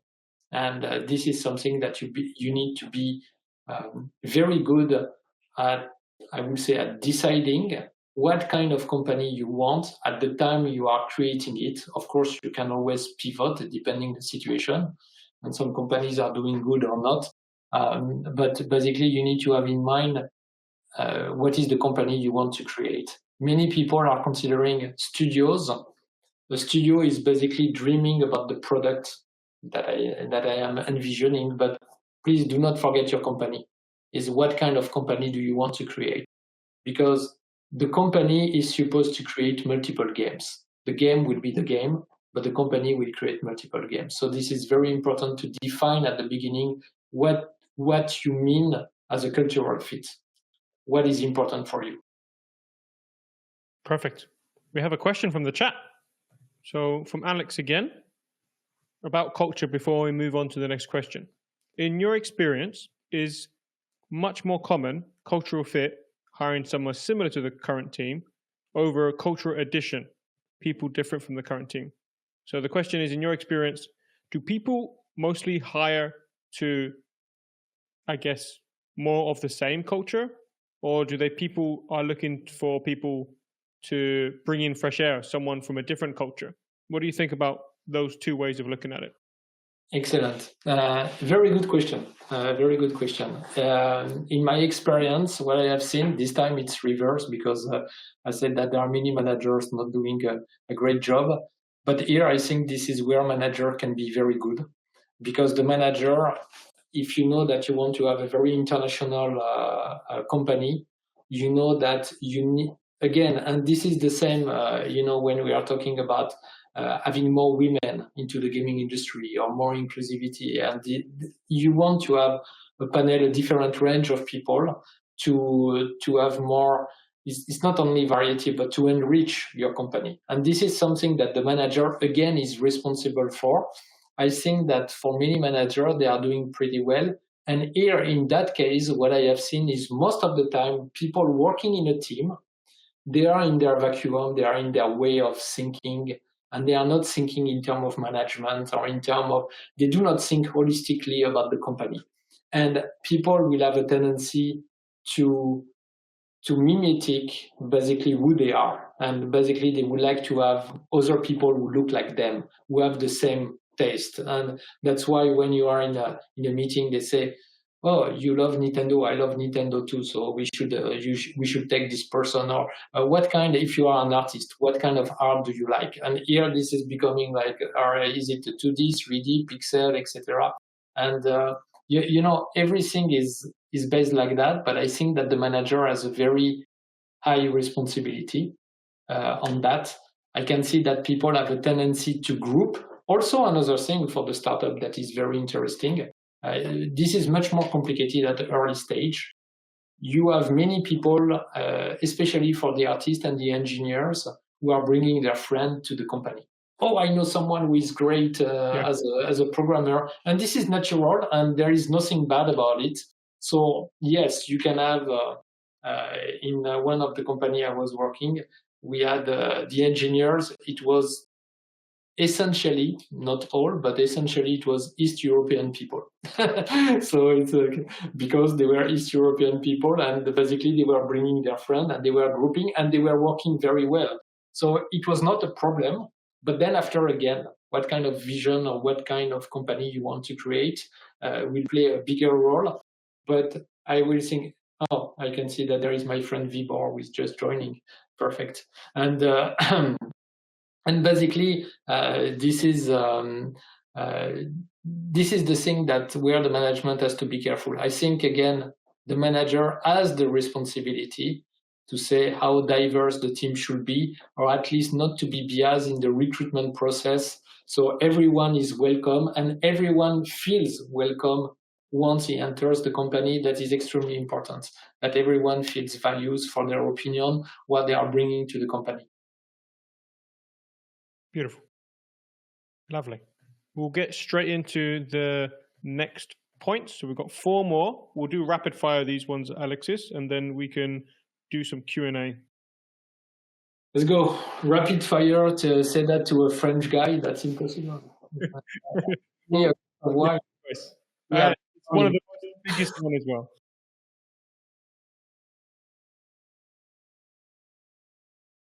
Okay. Yeah. So let me think of a question for you. So in terms of cash flow, there's the obvious one, like how do we manage cash flow? But my question is going to be this. You have a budget, but then you have cash flow. They're different. Correct? Yes. Yeah. So is cash flow overlooked, and how can CEOs change that? Cash flow is not overlooked, but usually it's not prioritized the right way.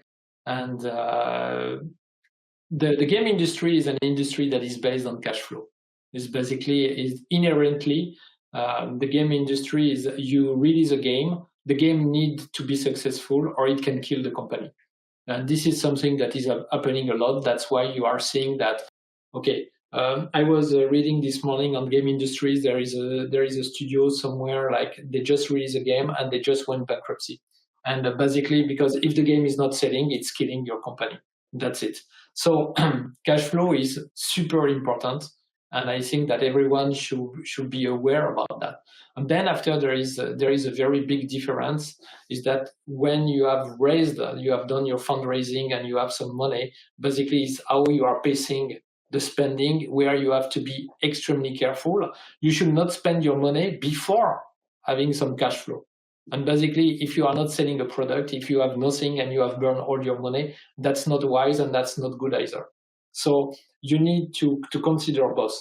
In that case, that's very important. You need to have someone in finance to be your partner and to look at the numbers on a weekly basis. And you need to look at basically your P&L. You need to look at your spending. You will have always some fixed cost and some cost that will variable cost that will change constantly. And then after you know where you stand in terms of cash flow. For the studios that they didn't release a game yet, then of course you do not have any, so you have to be even more careful. For the one who have a cash flow, then that means that you need to keep it alive in a way, either by doing price reduction from time to time, I think that this Friday that there is the Black Friday, if I'm correct. So it's coming at least very soon. You can have the price protection with the distribution. You can, there is so many different ways. And for the mobile, this is the live operation based on data and analytics, how you manage your game and how you make it more and more successful and bringing more people and making the balance between the user acquisition and basically the revenue that is generated to have a nice profit margin. This is what is important. So you need to look at them both, basically the cash flow, and you need to look, of course, at your P&L and basically your what you have, your finance. Either it was coming from someone else, from a corporate, or basically what you have fundraised. It's very important to look at that. Beautiful. Before we move on, to confirm, you said everyone knows that cash flow is important, but sometimes they prioritize it in the wrong way. And then you said to partner with someone in finance. So when it comes to prioritize, is that by having an accountability, not partner, but someone whose pure focus is cash flow in the company? Like, should the CEO have someone else help them? Can you expand on that? Yeah, most of the time, I was discussing about the foundation. You need to have someone who is acting as your CFO. And basically that is bringing light to you about what's happening in the company. When I was in business school, we were doing some exercise that was fantastic. There was my teacher, he was saying, if you are very good at numbers, you can pilot a company just by looking at the numbers, you know exactly what's happening in the company. If you have a very well-structured analysis of your finance, you know who is coming, who is leaving, what you are paying for people leaving the company, what tools you are paying. You will have everything. You have a screenshot. Boom, you understand everything about the company. And this is something that is very important. I think that for people, if we are discussing about cash flow, if you have, again, different options, if you have a cash cow, well, basically you need to nurture this cash cow. You need to be extremely careful and to take care of it because this one will finance the other project. But basically, be extremely careful about it in terms of finance, in terms of live operation, in terms of user acquisition, in terms of branding also. Don't try to make it too much or to ask too much to people. I can give you two games that are a little bit suffering, that have been suffering. This one is Game of War. That was Game of War on mobile. That was number one in US, and now is maybe top 200 or something like that, is it really down because basically they lost the trust of their player. So if you are trying to milk your players like crazy, and basically you will lose them. So this is something exactly. Yes, this is MMO. Yes, RTS, and yes. And the game was fantastic. I was playing it a lot, so I know exactly what I'm talking about. But they lost me because basically they were not managing their community. They were not managing their players the right way. The second one I would say is, for example, what's happening right now with the Assassin's Creed license and Shadows that was pushed back. And this is something that is also very difficult. So you need to be very careful that when you are managing your IPs, when you are managing your brand, you need to be careful to manage them well in all the different ways. In terms of community, in terms of PR, in terms of branding, in terms of the way that you are monetizing on these IPs, the pace of release, etc., etc. It's not just one thing. You have to be careful. Yeah, absolutely. Did you see that someone from Assassin's Creed, I don't know if I'm hallucinating, they wanted to release a new Assassin's Creed every 6 months? Yeah, I was reading that this morning. I was wondering if it was a joke or not.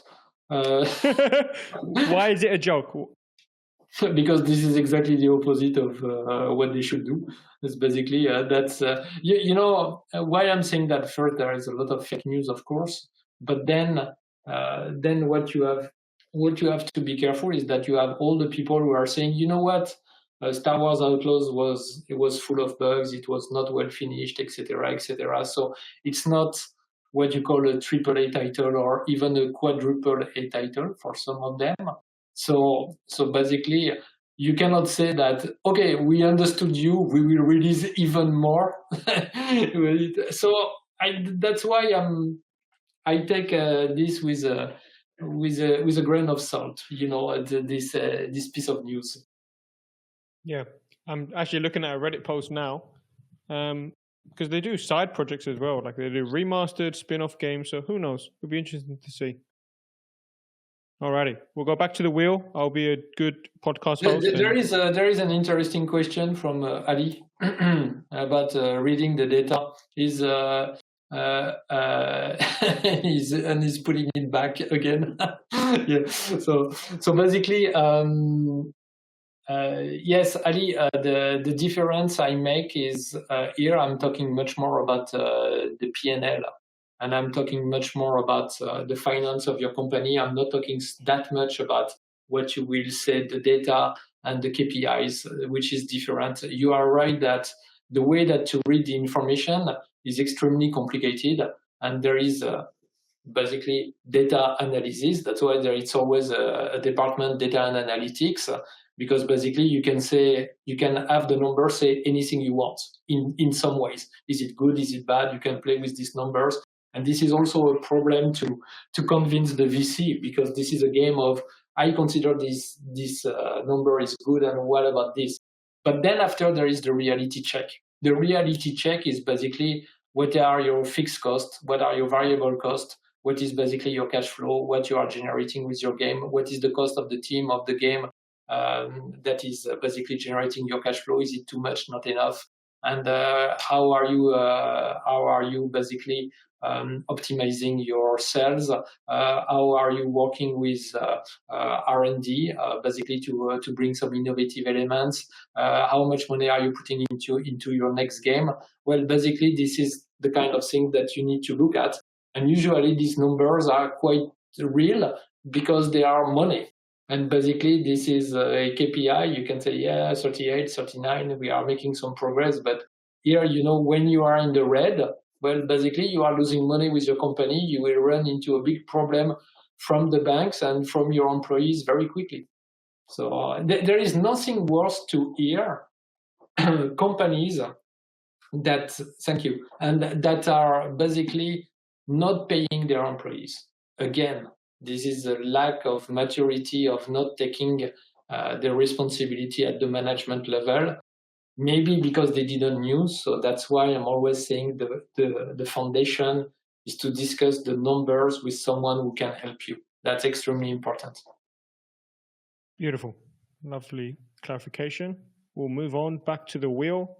We got 3 more, and then we can, yeah. Lovely. Let's go.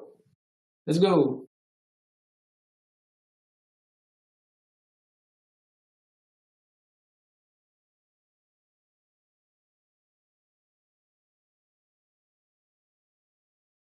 Excellent. Good question. Alrighty. We spoke about the importance of vision. Mm-hmm. I'm going to ask you this question. What is the mistake, the number one mistake that people make when crafting a vision?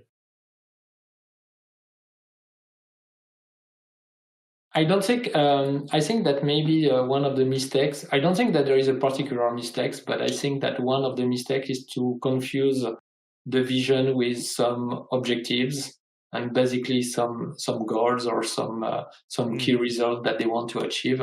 That's a little bit different. For me, the vision is the highest, is basically trying, you need first to define your why. What is the why of the company? What are you trying to do with your company?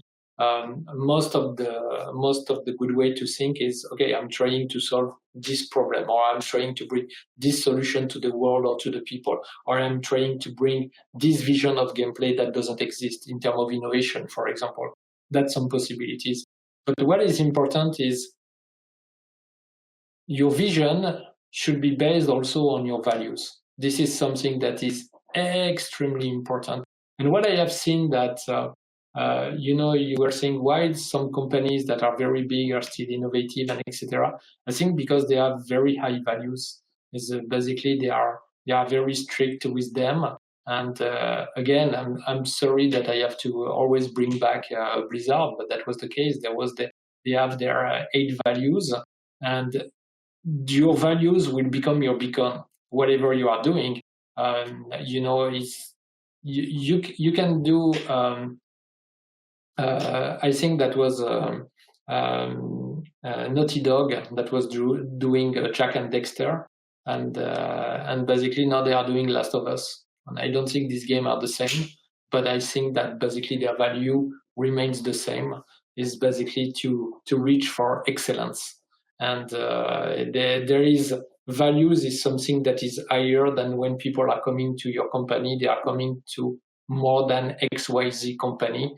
They are coming to a vision, and that was the same for Blizzard when they are saying gameplay first is something that this is the first one, and you understand how important this is for them. And then after the second one, for example, is commit to quality. When you have that as your value, that means that you cannot sidetrack. If you are sidetracking, you need basically to take a brush and to remove your value. Do you want to remove your value? So it's very important. If you are doing this exercise as a vision, you are working on your vision, your why, but then after in the how, and basically what you want to commit as a company. If you are in between co-founders, or if you have a small team, you can do some retreats, and you can work on these values, and you can decide this is what we want to do and why we want to do it and how we want to do it. And this is something very important because you will not change from that. There are some people who are saying, we want to create the biggest social network, or we want to empower, for example, the people to create, for example, let's say Roblox. But if this is about quality, then basically you need to stick to it. You cannot just play with the terms, because after people will just nail you for that. It's like, oh, are you really about the quality? I would consider that when you are joining a company, or when basically you are looking at a company, try to look at what they are producing, what they are saying in their PR, what are their games, but also looking at their values. This is something that is extremely interesting, and you can see that some companies that are doing extremely well, they have some, I would say, very core values that you would not be able to enter the company without them, or without sticking to them, if you want to just play with them, it will not be accepted. Yeah, no, I had that when I went to Barcelona recently. I went to someone we both know well, Thomas LeMay's studio, Game House. And one of their values is making games that women love to play. Yeah. And you can't just go in there and be like, all right, I have a new idea. You're like, no, we're making games that women love to play, which has a lot of pre-filters, which comes from the type of people who are going to come in, the mentality they have. And I think what you said, like, because they've been doing that for so many years, it's going to be hard to compete because they've had that core value, right? Yeah, my mother is still playing one of their games. Each time I go back to France, like maybe once a year, she's still on her iPad and she's still playing it. And I say, are you still playing this game? That's completely crazy. But that means they are doing a good job. That means they know their audience and they know how to do it. Another example is when I was visiting the R&D center of Blizzard, what really surprised me is how dark was this place. It was like, I was, of course, I was in a way that's it's not ironic, but this is kind of beautiful in a way. I was visiting the team of Diablo, and basically it was super dark. It was like a cave. You are in the dungeon, and I said, "Wow, there is absolutely zero light. That's completely crazy." And they say, "Yeah, because basically for the artist, there should not be one ray of light that is entering because basically it will change the perception of what they are drawing. They want to have again, commit to quality.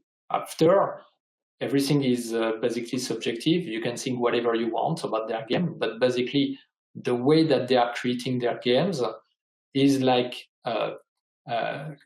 craftsmanship. Is really the way to do it. Is really taking every small details and basically it has to be as dark as possible so they have the perfect coloring.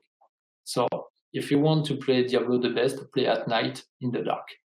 I love and that. you will have the original color. Yeah, then you have it as they intended it.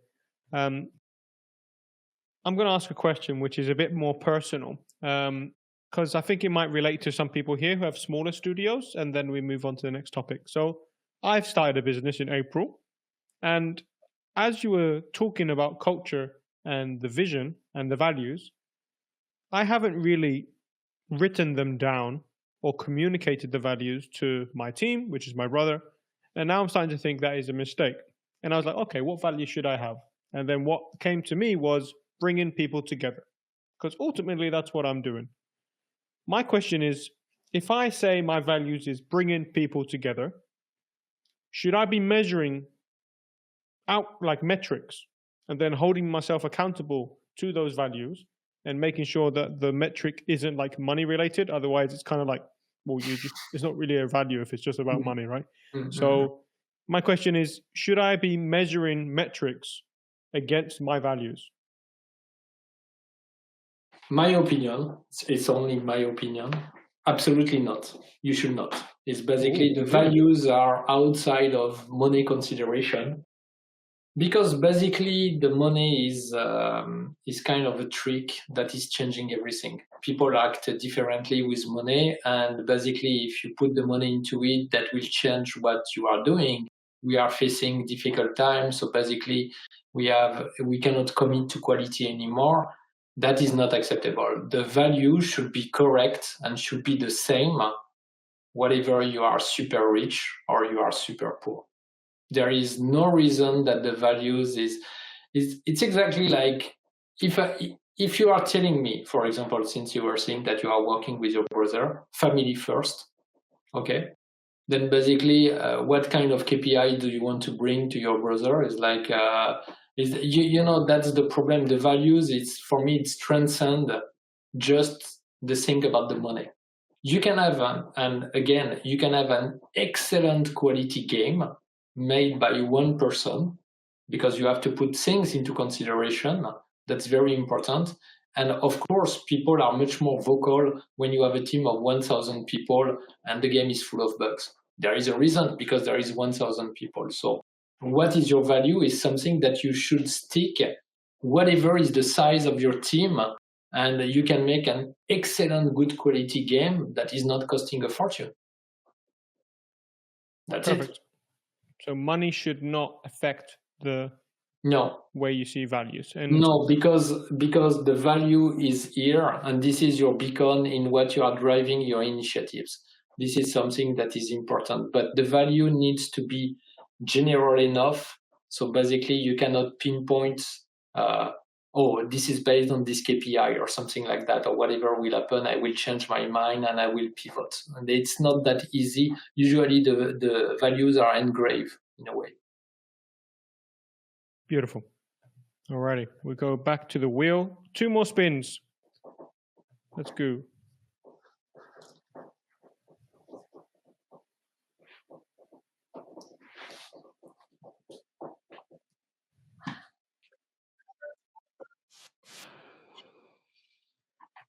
Okay. Strong company structure. I think to answer this question, I keep going back to this, but like, what do people get wrong about company structure? Like, what's the big thing you see that gets wrong? Well, basically, if you are doing your startup and you are studying it, people see it as a kind of either as a friends club, or basically an extension of the family, or so that means that they are not taking their company seriously as a vehicle, as an entity.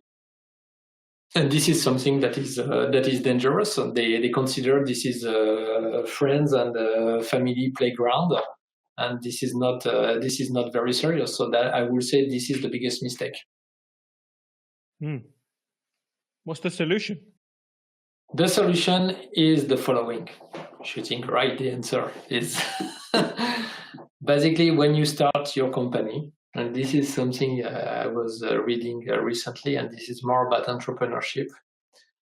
You start, even if you are the only one of your company, you make the organigram, the org chart of your company in 5 years' time. You do it. So let's consider that this is you, Harry, okay? And you will do this exercise. Yeah, you will do this exercise. Let's say we are 2025.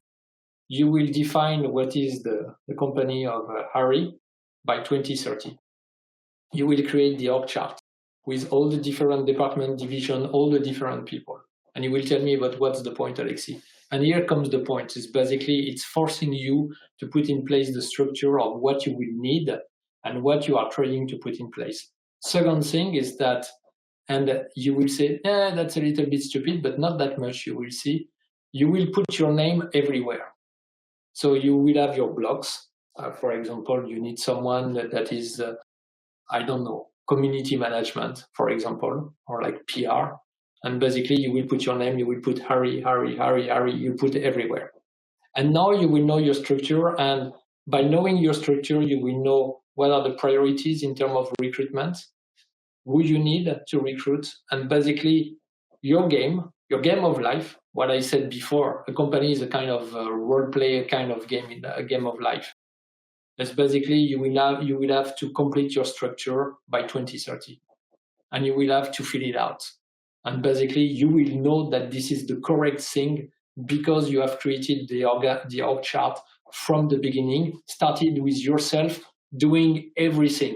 So basically, you were doing the webinar, you were doing the podcast, you were writing, you were doing the community management, you were doing the accounting, you were doing absolutely everything, you were putting water on the plants, etc., etc. And progressively, it will not be you anymore. And you will know progressively, you will replace your name by other people's name. So this is the right way to put the right foundation. Second thing that you need to put in place is the right foundation for a company. So, of course, we can say it depends, but basically you can never play with admin, legal, and finance. So you need to have these 3 pillars for your company. It doesn't mean that you need to recruit. It's better if you can afford. If you can afford, do it.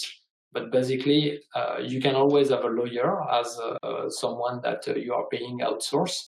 But I will say for admin, to manage everything that is contractual, contract-based, partnership, recruitment, employees, etc., discussing with the bank, etc., etc. If you can afford, take someone for admin. That was the first person one of the first person I was recruiting when I started in Japan. It's extremely important. And then after the finance, because you will be able to know what you can do, and also this person will help you to prepare the pitch deck if you need to do some fundraising, and to make you think in a different way. The CFO have a kind of magic, is basically they are always considering we should not spend money, whereas the CEO have a kind of another magic, is always about spending money. So and you have the CEO in the middle who is saying, that's not wrong what you are saying, that's not wrong what you are saying, that's not right, and that's not right. Put pros, cons, we decide what is the best course of action. And that will be the way. Beautiful. I started doing that in my head. I started making the business in 5 years, and I realized, I was like, wait a minute, what do I want to do with my business? And then I went back to my values, and then I started thinking of departments which I haven't thought about till today. And now I've actually got me thinking. And I literally just did that in my head in 20 seconds. So I can imagine how doing the exercise properly would make a big impact. Like I was thinking about, I need a head of events. I need someone to do this, this, and this. And I'm like, well, I'm nowhere near that. But now I know I will need it. I will then, build the structures in place. So you need to make it a reality. So for you, there are two things. Is first, do a vision board. You do a vision board and you will put it on instead of your actual wallpaper. You put your vision board is basically what you imagine could become your life and your company in the next 5 to 10 years. Whatever it is. I don't care if you have a private jet, a Ferrari, or you have nothing, you just have Crocs, which will be terrible in 5 years' time, but basically, or it's gold Crocs. Yes, basically, yes. And gold Crocs, for example. But basically, you need to have a vision board of what you are going to. Second thing is that you need to create this org chart and to have it. So basically, the step that you need to take to go into this vision board. The org chart is basically I will say the kind of consequence of the vision board that you will put it in place. And the people are coming because basically you are driving your own initiative, your own objectives, and you are driven by your key results. Yeah. And I think an important thing, I'm thinking out loud, like maybe I want a small business, but I realize that not everyone needs to be full-time, I imagine. You could have a fractional person in each of these departments. Absolutely. So that's because I was thinking the objection here is like, well, I don't want a massive org chart. But if you just pretend you did, then you can see what you can kind of outsource, which is nice. You know what I was saying before is that DA players are highly skillful people and very engaged with your company or with your vision. So this is what is important. I never said in any way that they are full-time or no full-time, or what is their contract or what is their salary or anything like that. So keep that in mind, and basically you should be good. And then after, when you need to have someone full-time, you will have someone full-time. Yeah, no, beautifully said. Lovely. We're going to get some questions in the chat now, and we'll stay on for a few more minutes. Before I do that, one final, very short 2 minutes on this, in terms of market needs. So I'll spin the wheel, even though we have. I just want to reply to Oleg, who is asking me the question why I became a consultant.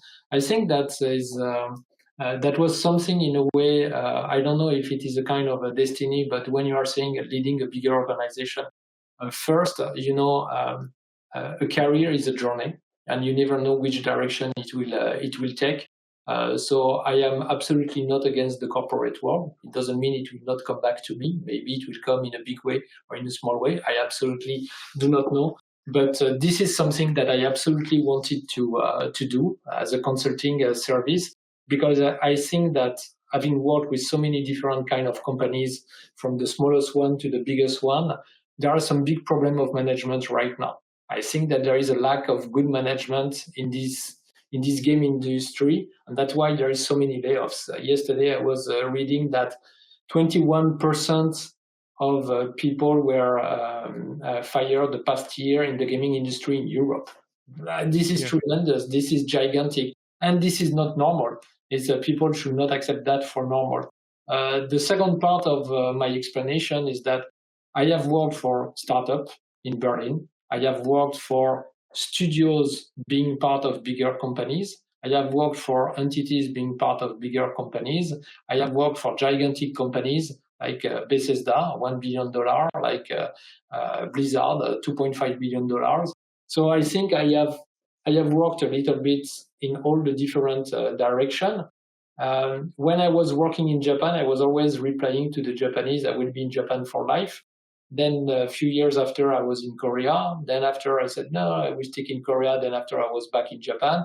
And then after, I was never planning to be in Berlin because basically I'm not German. I never visited Germany. I do not speak German.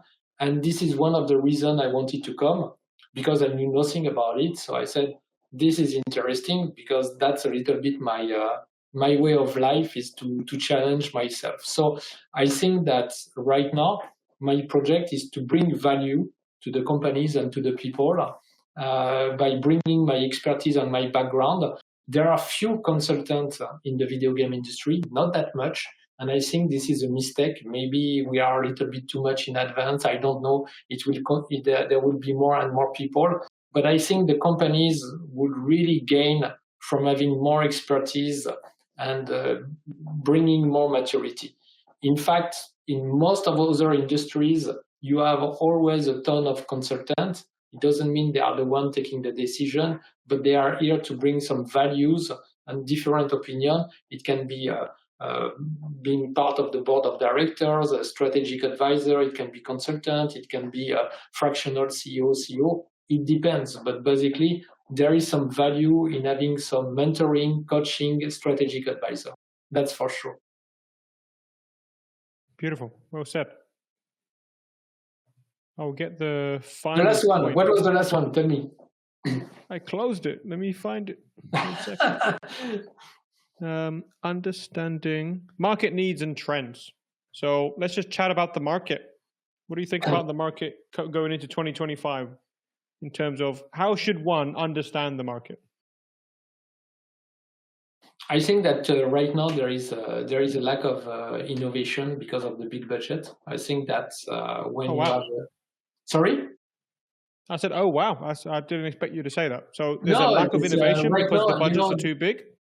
Yeah, there are many startups who dream too big at the beginning, and they should start with something that is more reasonable because a dream that is, before running, you learn to walk, and before you walk, you are just on the floors when you are a baby. So that's exactly the same for the company. If you are trying to do too much at the beginning, that will really that can kill your company. So you need to be extremely careful about that. And the market trend is basically, I think that what is missing right now is that there is not enough manager playing games or being passionate by games. Especially for the bigger companies, there is a complexity to the organization. You have more and more people who have absolutely nothing to do with the game industry, who are just here to manage the numbers. And then after you have projects that are not, you do not, I don't know how to say it, you do not feel that it was the soul. Yeah, there is a lack of a soul. There is no heart in this kind of products. So it's just like they are just doing as a kind of a copycat, and that's never good like that. So this is something that is, I think, is bringing some problem. But again, it's coming back to the vision. The trend, I do not want to say that there is a trend because I can see, of course, I'm reading the different sites and everything, and we can see many things. But who was planning to have Palworld to be successful? No one. Who was planning to have Helldivers 2 to be successful? I mean, there was Helldiver 1, right? And no one. It's like, so there are many things that were not planned to be successful that became successful. It's like, what about Roblox? And I think that right now, we are calling it the game industry for a reason. It is an industry. There is enough segments. And I think that myself, I do not want to enter into the guy with this crystal ball and saying this is what will happen, this is what will happen. Why that is usually these guys are just surfing on the trends, and 2 or 3 years ago everyone was excited about NFT. Now everyone hates NFT until there will be something happening good about NFT, and we say, of course, we should have thought that way. Same with the blockchain. Same with, I don't know, the UGC, and same for all. There is no bad ideas. It's the implementation, the execution of the ID, and what is the value for the players, what is the value for your company based on your vision. I like it. Do the game that you want to create, but don't start by telling me we are 10 people. We want to do GTA 7. How would you do it, Alexis? We have $1 million. Be realistic in your goals. That's very important. Yeah, no, well said.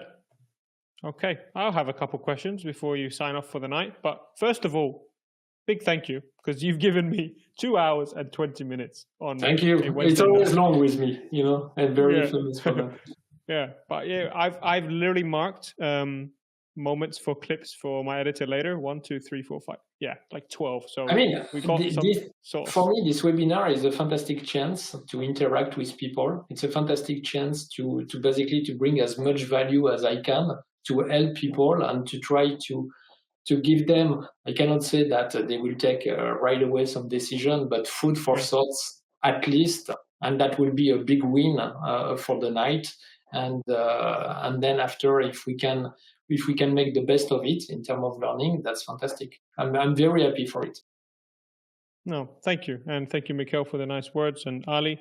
Thank you, Mikhail. So yeah, just I'm curious. You said leaders aren't playing games. Do you play any games? Yes, but less and less, because I have my company also to take care of. So that's something this is something that I really regret. So that's why myself, I'm going more and more into indies. Before I was playing longer games. I was, in fact, I was playing the games after completing them. So, when I did Red Dead Redemption 2, when I finished the story, I continue for an extra month, for an extra 100 hours. Oh, you played Red Dead. Wow. I tried to play it, but it was too long. But you managed to finish it. No, because when it's a good game, it's never too long. And same for Witcher 3, it was 200 hours. And Assassin's Creed Origin, it was 200 hours, downloading all the DLC. But there was something about Red Dead Redemption. I wanted to get lost into this world. Mm-hmm. Now I am much more the type of guy who is playing the type of game like Stardew Valley, of Graveyard Keeper. I like this kind of game like that. Very simple. I like the indie games, honestly. That's why I like also to work with a startup, because I think that it's refreshing what they bring. It's very, very refreshing. This is something that usually is driven by passion, and whatever is their mean. I mean, we have case they are doing absolute wonders. But there is some games, it's kind of burning my finger that I cannot play them.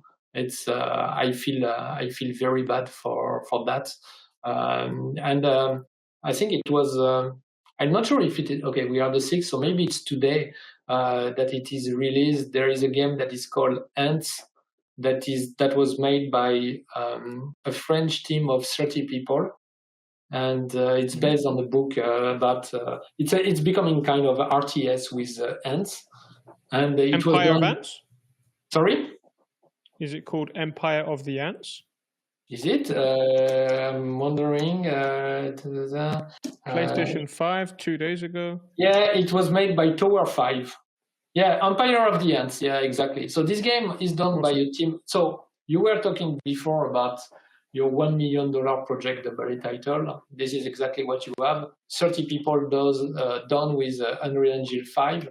It looks outstanding and very original. This is what I will say to reply to the question before. Very innovative in a way to do that in a very organic world instead of just playing guys and that's it. So I think this is, can you imagine that a team of 30 people have done that? No. And the it's game, coming up tomorrow. The game is like that inside. The game is like that inside. This is the actual game. This is not a trailer or anything. So this, yes, I have to say that let's play more the kind of game like that, because they are bringing so much to the game industry. Yeah, it's very innovative. I like to have experience, but also, of course, I have everyone has its own favorite. There is some games that I'm very careful not to play, like MMO, because otherwise you can never stop. Too addicting, yeah. I was the same with. Too addictive, and I like to change games. I'm making few exceptions, so you know that there is a Witcher 4 under preparation. This one, whatever is the console it will be released, 5, 6, if it is on PS6, I would buy a console, just whatever is the console, just for this game, because this is the best game I have played in my life. Yeah. Beautiful. I actually uninstalled Hearthstone recently because I was playing too much.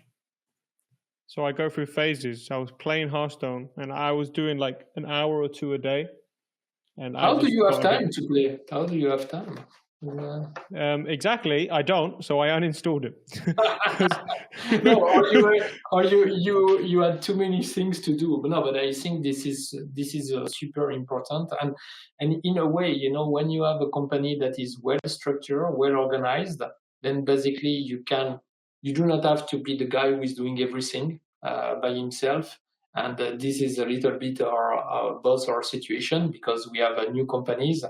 But this is something we want to extract ourselves so we can come back to what we love, playing games. Yeah.